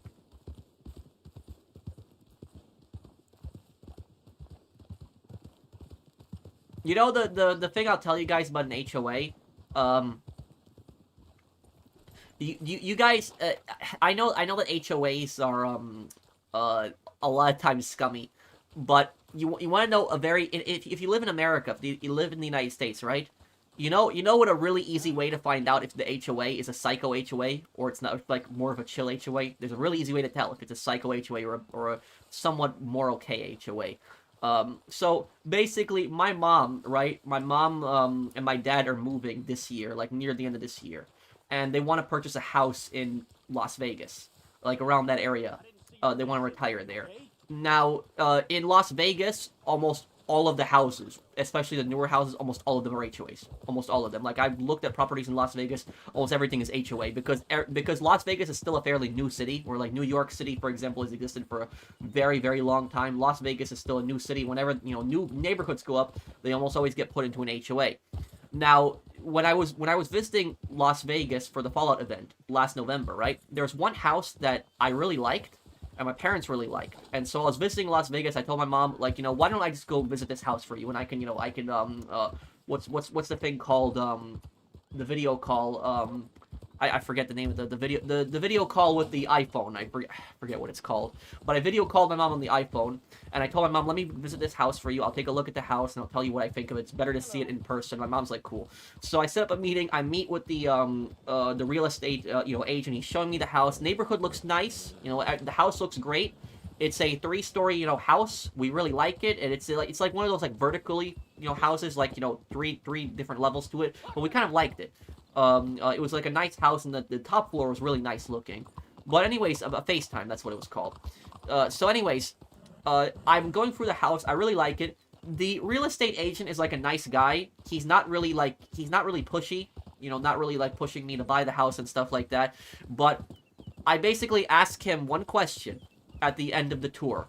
And that one question, I always find out whether it's a good HOA or a bad HOA. You know what the question I always ask? And this is the question you should always ask if you're ever considering purchasing a home in an HOA. Ask this question. Can I hang an American flag on my house in this neighborhood? Just ask that question. And that simple question will determine whether it's a bad HOA or it's a more chill HOA. Because there are, and I'm not even joking on this, there are psycho HOAs out there that will not let you hang an American flag outside your house. They say that it's some kind of violation. I don't know why violation of what exactly, I don't know. But yes, that is all you gotta do. Just ask, can you hang an American flag? Just ask that question. Because that will basically tell you how free that HOA is. Like, if that HOA is, like, as psycho as it is. Because if the HOA does not allow you to fly an American flag, it's a psycho HOA. And you do not want to live there. And what happened is, when I asked my real estate agent that, you know what he said? He could answer every single question. Like, every question I had for him, he could answer it, no problem. But that one question, he's like, I don't know. I would have to check the HOA rules. That's what he basically said to me. And that was like, at that point I knew, yeah, it's probably you cannot have an American flag on your property at this point. So that's basically all you gotta do, is just ask, can you hang an American flag on your property? And that is the easiest way to find out if it's a psycho HOA or if it's a more reasonable HOA. What did he say? He said, I don't know. I'll have to check the thing. And that was that. And so yeah, I probably found out that it's not allowed. Well, here's the thing is, an HOA cannot stop you from saying things. So you can say whatever you want in an HOA. They can't restrict your free speech. But what they can do is they can restrict things on your property. It might suck, but they can legally do that, because when you purchase a house in an HOA area, you sign a contract to be a member of the HOA, and that's the only way you're going to buy the house, to be a member of the HOA. And so because of that, you have to follow some of their rules. They, might suck, but that's what they can do. They can enforce crap like that. That's why HOAs have like a bad, bad reputation. I will say though, and this might be unpopular what I'm gonna say, but certain HOAs are not that bad. There are certain HOAs that have like a gym, like in that community that they paid for, and you just get the gym included with your HOA membership, have like a swimming pool, like a big park and stuff like that, and that's part of the HOA. So there are certain HOAs that have perks, but then there's also a lot of HOAs that do a lot of really scummy, stupid, dumb things. And you have like a perfect example of that. There's this video that's going viral recently of this guy who had like he was getting his car detailed. And while he was getting his car detailed, because he lives in an HOA, the car detailer came to his house and was detailing his car in the driveway. And what he did was he asked him, "Can I put this sign in your front yard to advertise my business?" And the homeowner's like, "Sure, yeah, you can do that." So he puts the sign, and then like the HOA president shows up, and the HOA president's like, "Oh no, you can't do that. You can't have like a business here." And the guy's like, "I'm not running a business. I called up this guy to detail my car. He's working on my car." And the guy just keeps telling him, "I'm gonna give you a fine. You can't run a business here." It's like talking to a brick wall. Like the guy's saying, "I'm not running a business. I just called the guy to detail my car here." But it's a video that's going around. Have I tested my body for parasites? No, I never thought about doing something like that. Thank you, Extreme, for the super chat.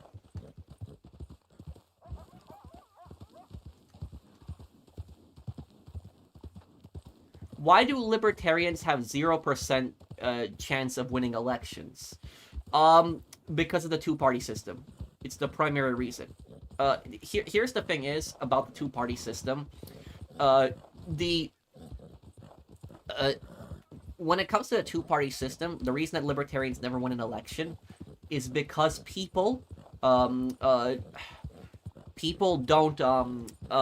think that they have a chance, and a lot of times they don't really, and they basically think, oh, if I don't vote for libertarians, it's voting for the other party. That's basically what they think. And because of that, libertarians never win elections. That's the primary reason. The only state that I can think of in America that basically has a libertarian-like government is Alaska. Alaska is really the only one that I can think of, and in Alaska, like, governors have won who are independents. Like, they don't have a political party. And the reason for that is because Alaska is just so far away from, like, mainland America that, like, the whole Democrat-Republican thing is very different in, like, Alaska than, like, in other states. So, like, Alaska is, like, the closest that it's had to, like, a libertarian government. But it's, Alaska, there's no income tax, and there's no sales tax. It is, like, the closest to, like, a libertarian, government that you have is Alaska is the one. But that's the primary reason, is it's, people don't think that libertarians can win. I'm busy for once. When AJ in The Sopranos mentioned Wallace and Gromit, is he talking a movie or just saying those things as examples? I think he's just saying them as examples, Aaron. So go on. Can I have a Canadian flag in an HOA in America? They won't let you have any kind of flag. So that's the thing, is certain HOAs, they won't let you have any kind of flag.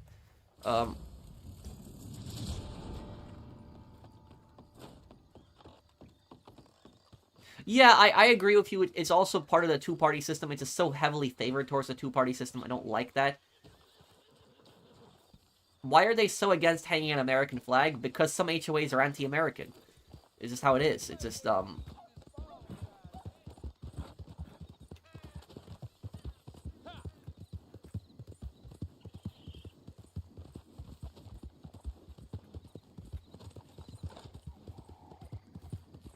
But, there have been other countries who have elected libertarian governments, but the largest example that I can think of, like the most, like the only Western country that I can think of that elected a libertarian government is Argentina.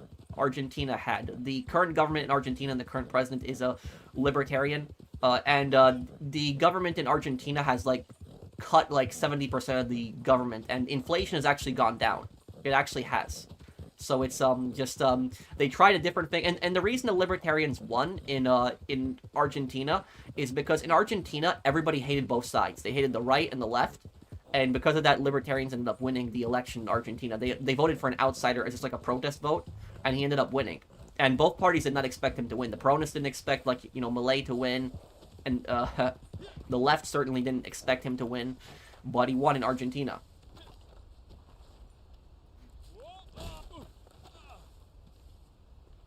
Well, we don't know what's going to happen, W. Fan King.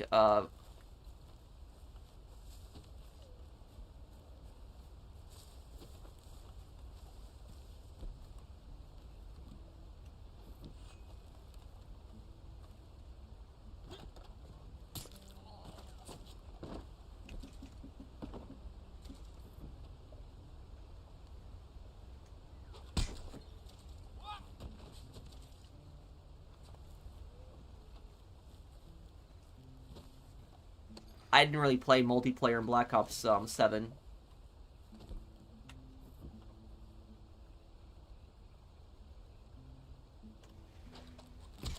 Who's there?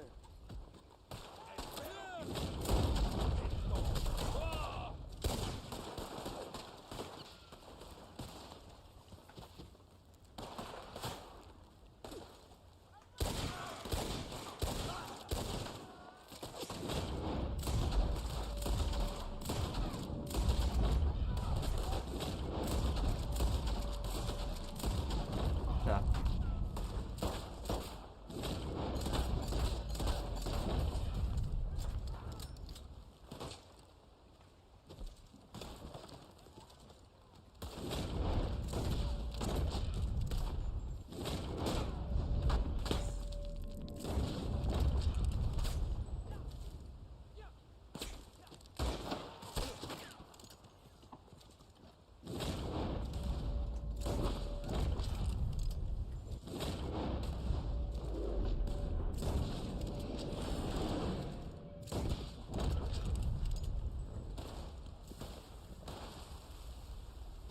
Do I think William Howard Taft was good or bad? Taft, I actually don't... I don't know that much about that president. Yeah, I do not know that much about him. Do you think anime is going too far in animation? What do you mean by that, Aaron? Does Deadeye really help with scope? Yes. Deadeye, what it does is it lights the target up, so that's what I was using it for a scope to find a target. And I have Focus Fire, which Focus Fire does more damage when I use Deadeye, so my shots just do more damage, so I'll one-hit kill enemies with Deadeye.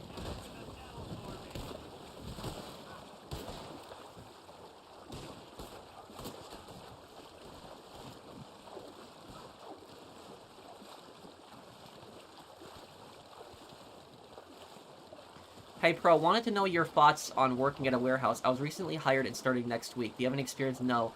I've never worked at a warehouse, but I will just tell you this though, dude. Make sure you please take care of your health.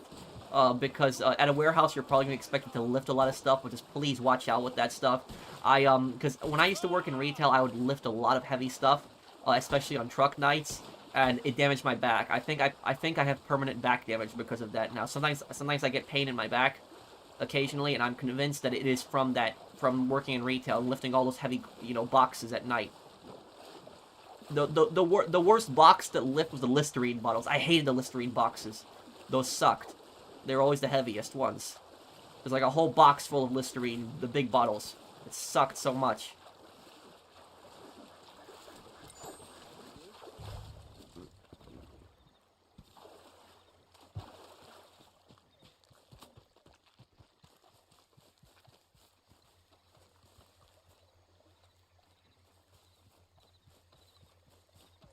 I found out parasites live in your intestines and can suck nutrients out of your system and cause brain fog, mood swings, and stress. You have to eat wormwood and black walnut to remove the parasites. What?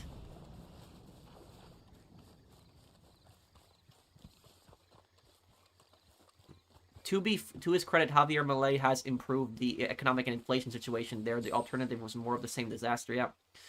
Well, like I said, it's both parties had destroyed Argentina so much, but I will say the libertarians doing really well in Argentina and fixing the economy is definitely going to help libertarians worldwide, because for so many years, like, so many countries would spread propaganda against libertarians. They would say, oh, libertarians are insane. They want to abolish the government. They want to abolish all taxes. They're going to destroy society. It's going to be anarchy. That's what all these countries would constantly keep saying. And meanwhile, you know, the libertarians won in Argentina, and they completely brought down inflation and fixed the economy. So, like, now, like, a lot of the elites in other countries that hate libertarians are going to be scared by that. Thoughts on Venezuela's new president, Ramon Solano? Oh my god, that's funny. Thank you, Appalachia. That's from Mercenaries. that's a really good one. From Mercenaries. That's a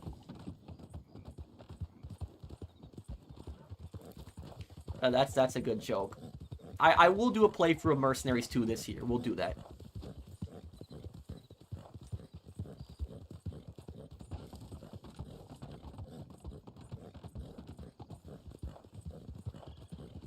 Would it be bad choice if I work for only 3 to 5 months at this warehouse and then apply at a warehouse closer? No, it's not necessarily bad. Just don't tell them that. Don't tell them that you're only going to be working here for 3 to 5 months, because if you tell them that, they're probably not going to hire you. So there's that. There's nothing wrong with leaving after 3 to 5 months, but just don't tell them that you're only going to be working for that time. How did Argentina get inflation down specifically? Simple. They stopped spending money, and they cut the government. So, like, people had more money in their pockets, less taxes. They cut the government, stopped spending money on so many stupid programs, stopped spending money on so many pointless government agencies, stopped printing so much money, and inflation just, you know, fixes on its own. It goes away. That's the thing. Inflation a lot of times happens because the government's printing so much money, and they're spending money on so many dumb things. I give up. You won't read my comment. I'll read your comment, Jorge. There's a lot of people that are posting. Don't give up, dude. Would I mean anime going too far? Like they ended up replacing Western animation, in other words, mainstream? Oh, well, I don't think that's really the fault of anime. This is the fault, I guess, of Western animation. They don't want to compete, but...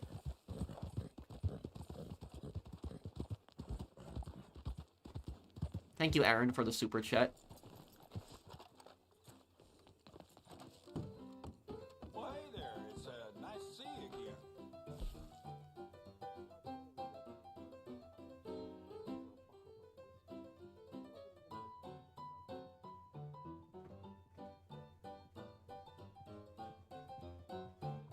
Let me see public buy-in here.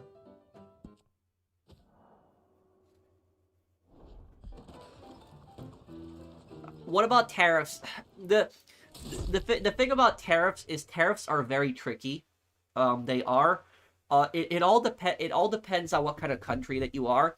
Because, for example, if you are a country that does not produce anything, like you get all of your stuff from other countries and then you put on tariffs, it's going to be very bad for you. But if you are, you know, make most of your stuff in your country already, like your own products, and you don't really need that much of the outside world, putting tariffs isn't going to really hurt you. It might actually help you, because it'll protect your industry at home. But it really depends on that situation specifically. What tariff, what country. There's a lot of factors to put into here. The one thing that I will say is, historically, when it comes to American history, and I'm not talking modern history, I'm talking past American history. When it comes to past American history, tariffs have helped America. They have, because throughout most of American history, this is what people don't know, we did not have any kind of income tax. So we didn't have income tax until 1913 with Woodrow Wilson. That is when we had income tax. So income tax has only existed for what, a little bit over 112 years? That's how long income tax has existed. So we have had no income tax in more of this country than we have had with with income tax. There was only one other time in history when we had income tax, and that was during the American Civil War. During the American Civil War, Lincoln made an income tax specifically so that he could, make an army, because he needed to defeat the Confederacy. He needed to stop the Confederacy.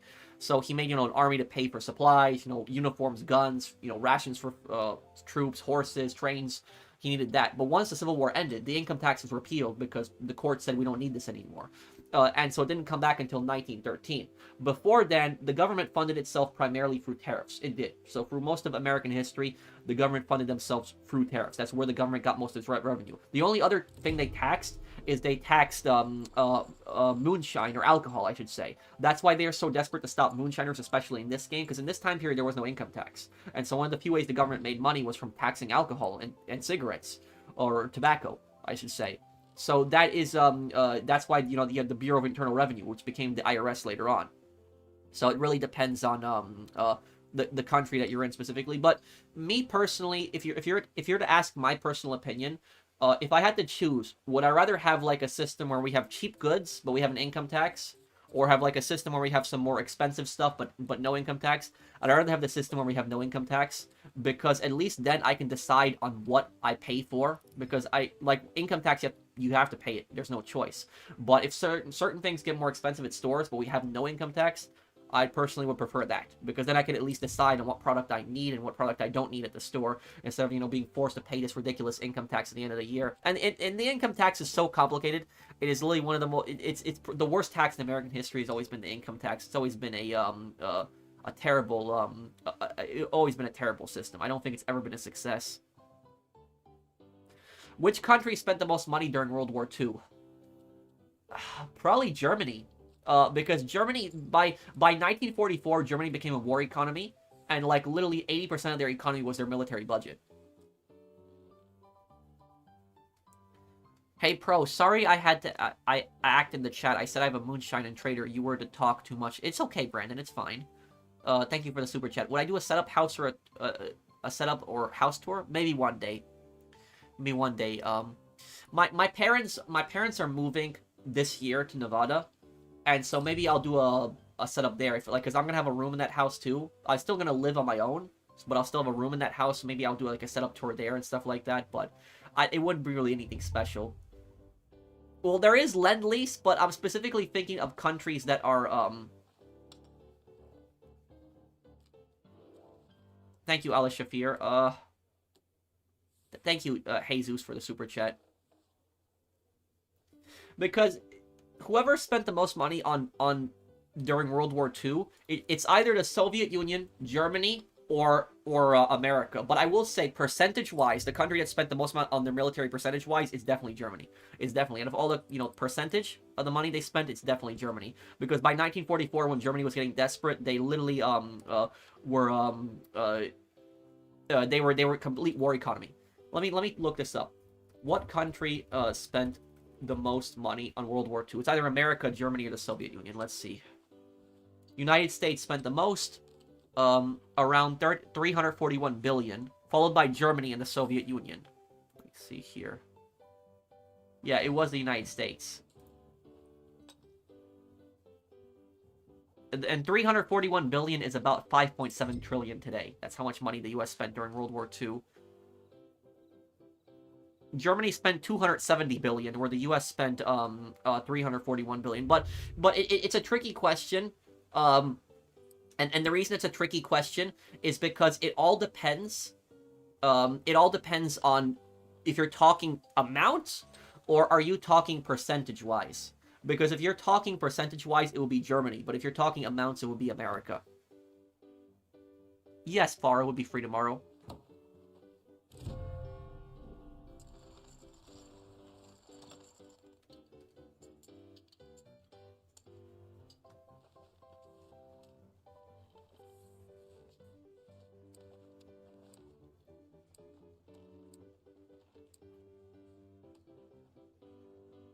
What about Japan? How much money did they spend? Let's see here.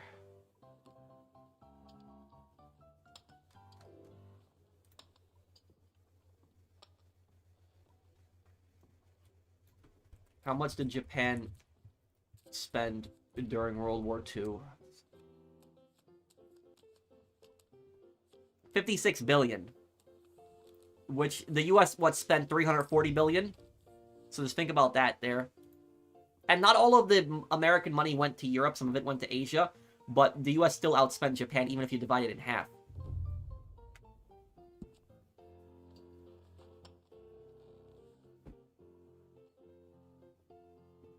What's CRBC menacing?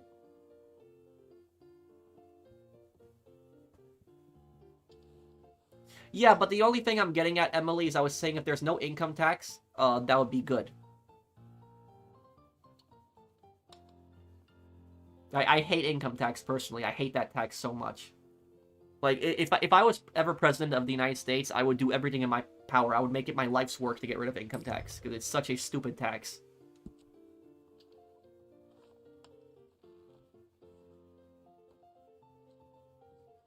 Oh, Crime Boss. Okay, I never heard anybody call it CBRC, so I was confused.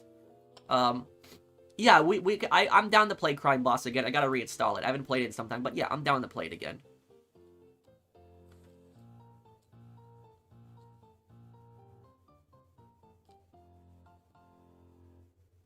Hitler even demanded that Albert Speer destroy all the infrastructure that was built in Germany at the end of World War II, but Albert Speer refused and wanted to his orders. Do you know that, Pro? Yes, I'm very well aware of that. It was called the Nero Decree. That's what it was called, because it was based on Emperor Nero, who ordered, the city of Rome to be burnt. So yes, Speer did disobey the orders. That is true. And that's the only reason Speer did not get the death penalty after World War II.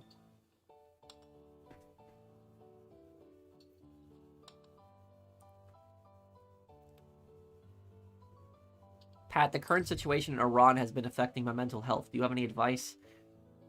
I don't know what I could say on that. The only thing I can say is that hopefully the people finally overthrow the dictator, and there will be a time of peace in Persia.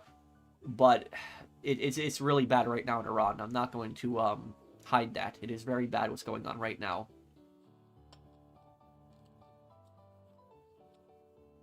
As hopefully the people finally overthrow that dictatorship.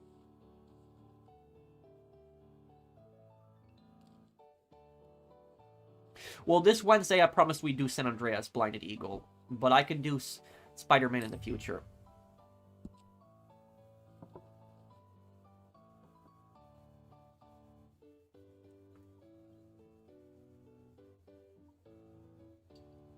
Yes, that was like the president that was arrested in South Korea. He was accused of leading a coup. Extreme, that's what you're talking about. What Sopranos character do you think is worse, Polly or Christopher? Probably Polly. It's all the stuff that he's done over time. I will do Bioshock 1 this year. Left wing in my city see libertarians the same as right wing. Thank you, Chase, for the super chat. The thing about libertarianism is a tricky ideology, because libertarianism isn't necessarily a right-wing ideology, but it's definitely not a left-wing ideology. Definitely not left-wing. But I wouldn't necessarily call it a right-wing ideology too. It is it's a little difficult to explain.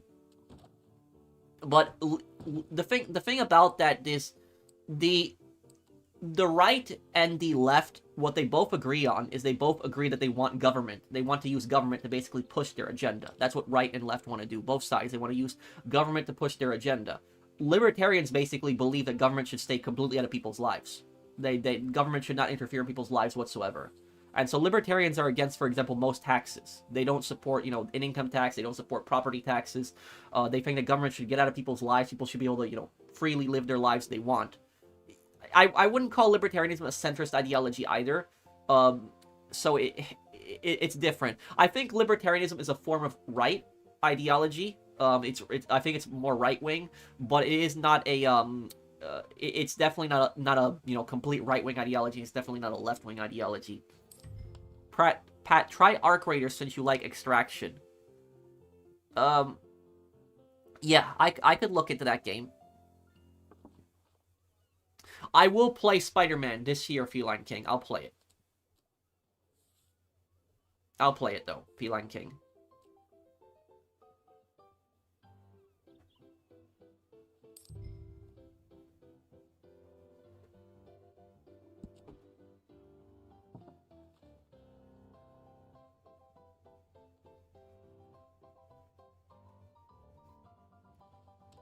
Maybe I could do it the week after that one, Far.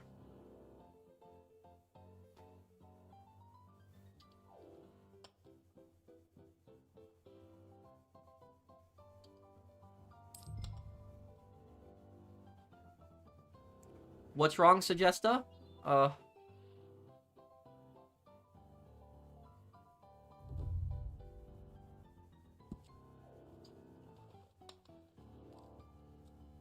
actually might be able to get a straight here.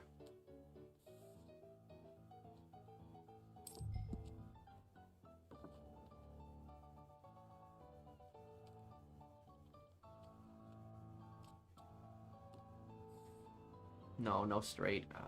Damn.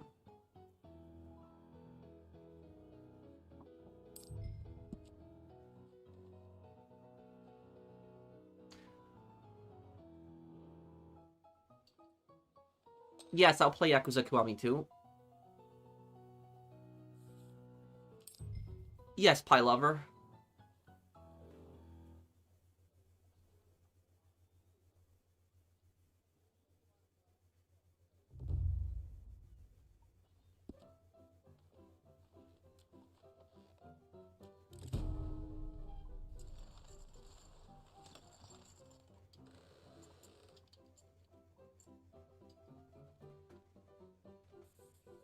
How much did Canada spend in World War II?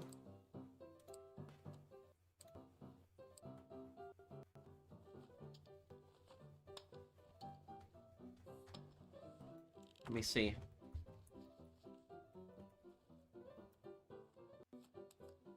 $22 billion.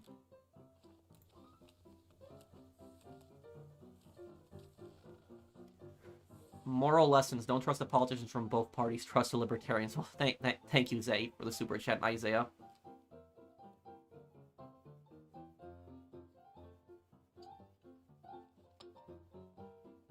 No, I haven't, Victor. I'm going to. Do you believe human beings are animals? Well, I don't know. That's a difficult question to answer. I mean, humans are just separated by animals just because we're intelligent.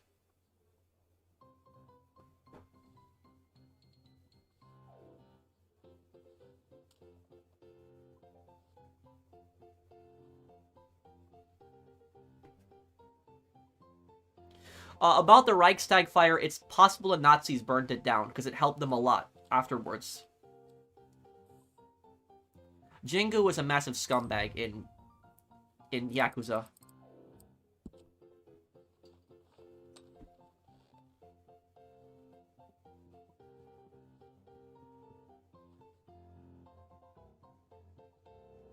Well, a state I always wanted to visit is Alaska, Manuel.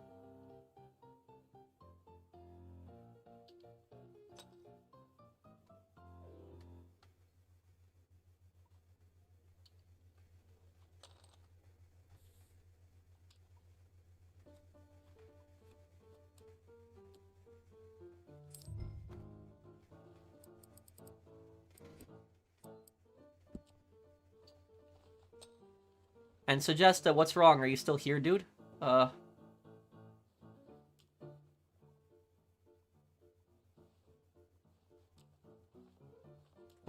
I won that. That was...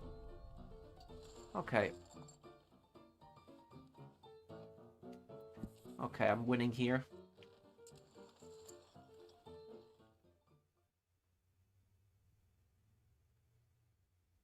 We don't know that, Glover. There's not direct proof that he did it.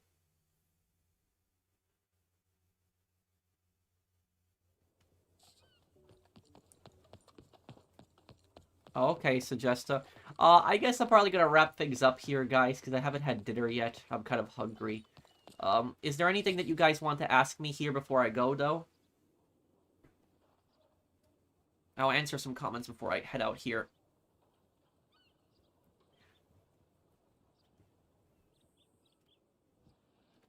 If I was sitting on it, here. Well, I'm really curious whether they're gonna have DLC for Ghost of Yotei or not.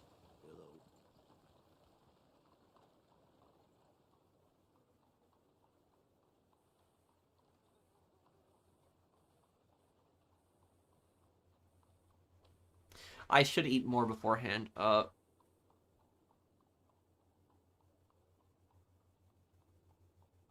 Why did Torino say he needs Sweet alive as much as CJ? Because CJ would not do things for Torino unless Sweet is alive.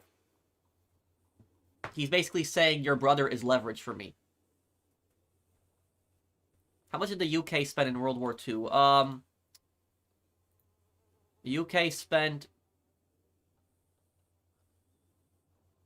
What was it? 120 billion.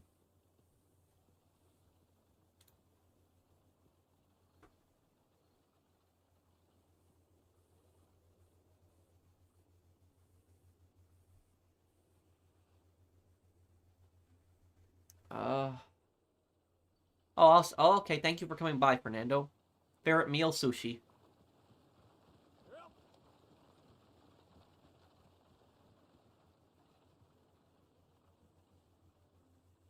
Oh, I didn't know that, Phoenix. Who spent the most money in World War II America?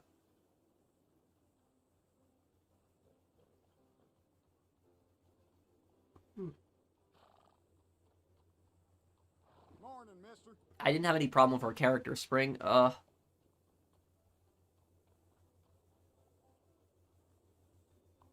Abigail Marston. Some people say that she was the rat. I don't believe that. I don't think that's true. Why is there a random trench system near Ansburg? Probably it might be for the mines. Or it might have been the Civil War battlefield, but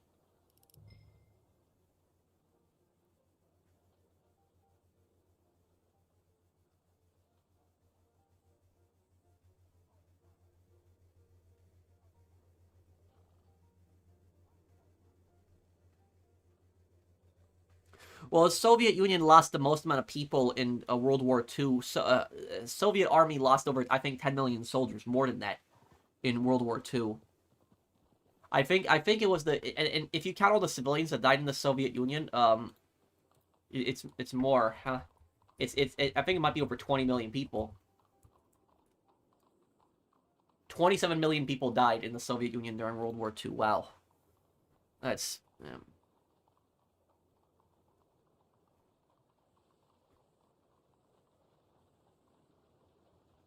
Sopranos or Breaking Bad? Sopranos, because it was, I guess, more of my childhood was that show. Morning.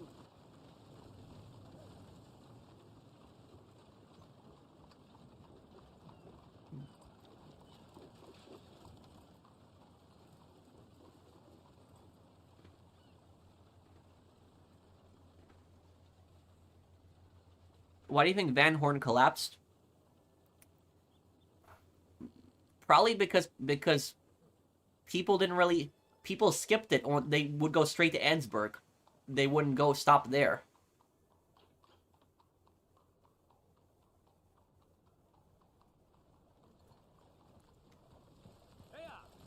No, I don't think so, Guilted.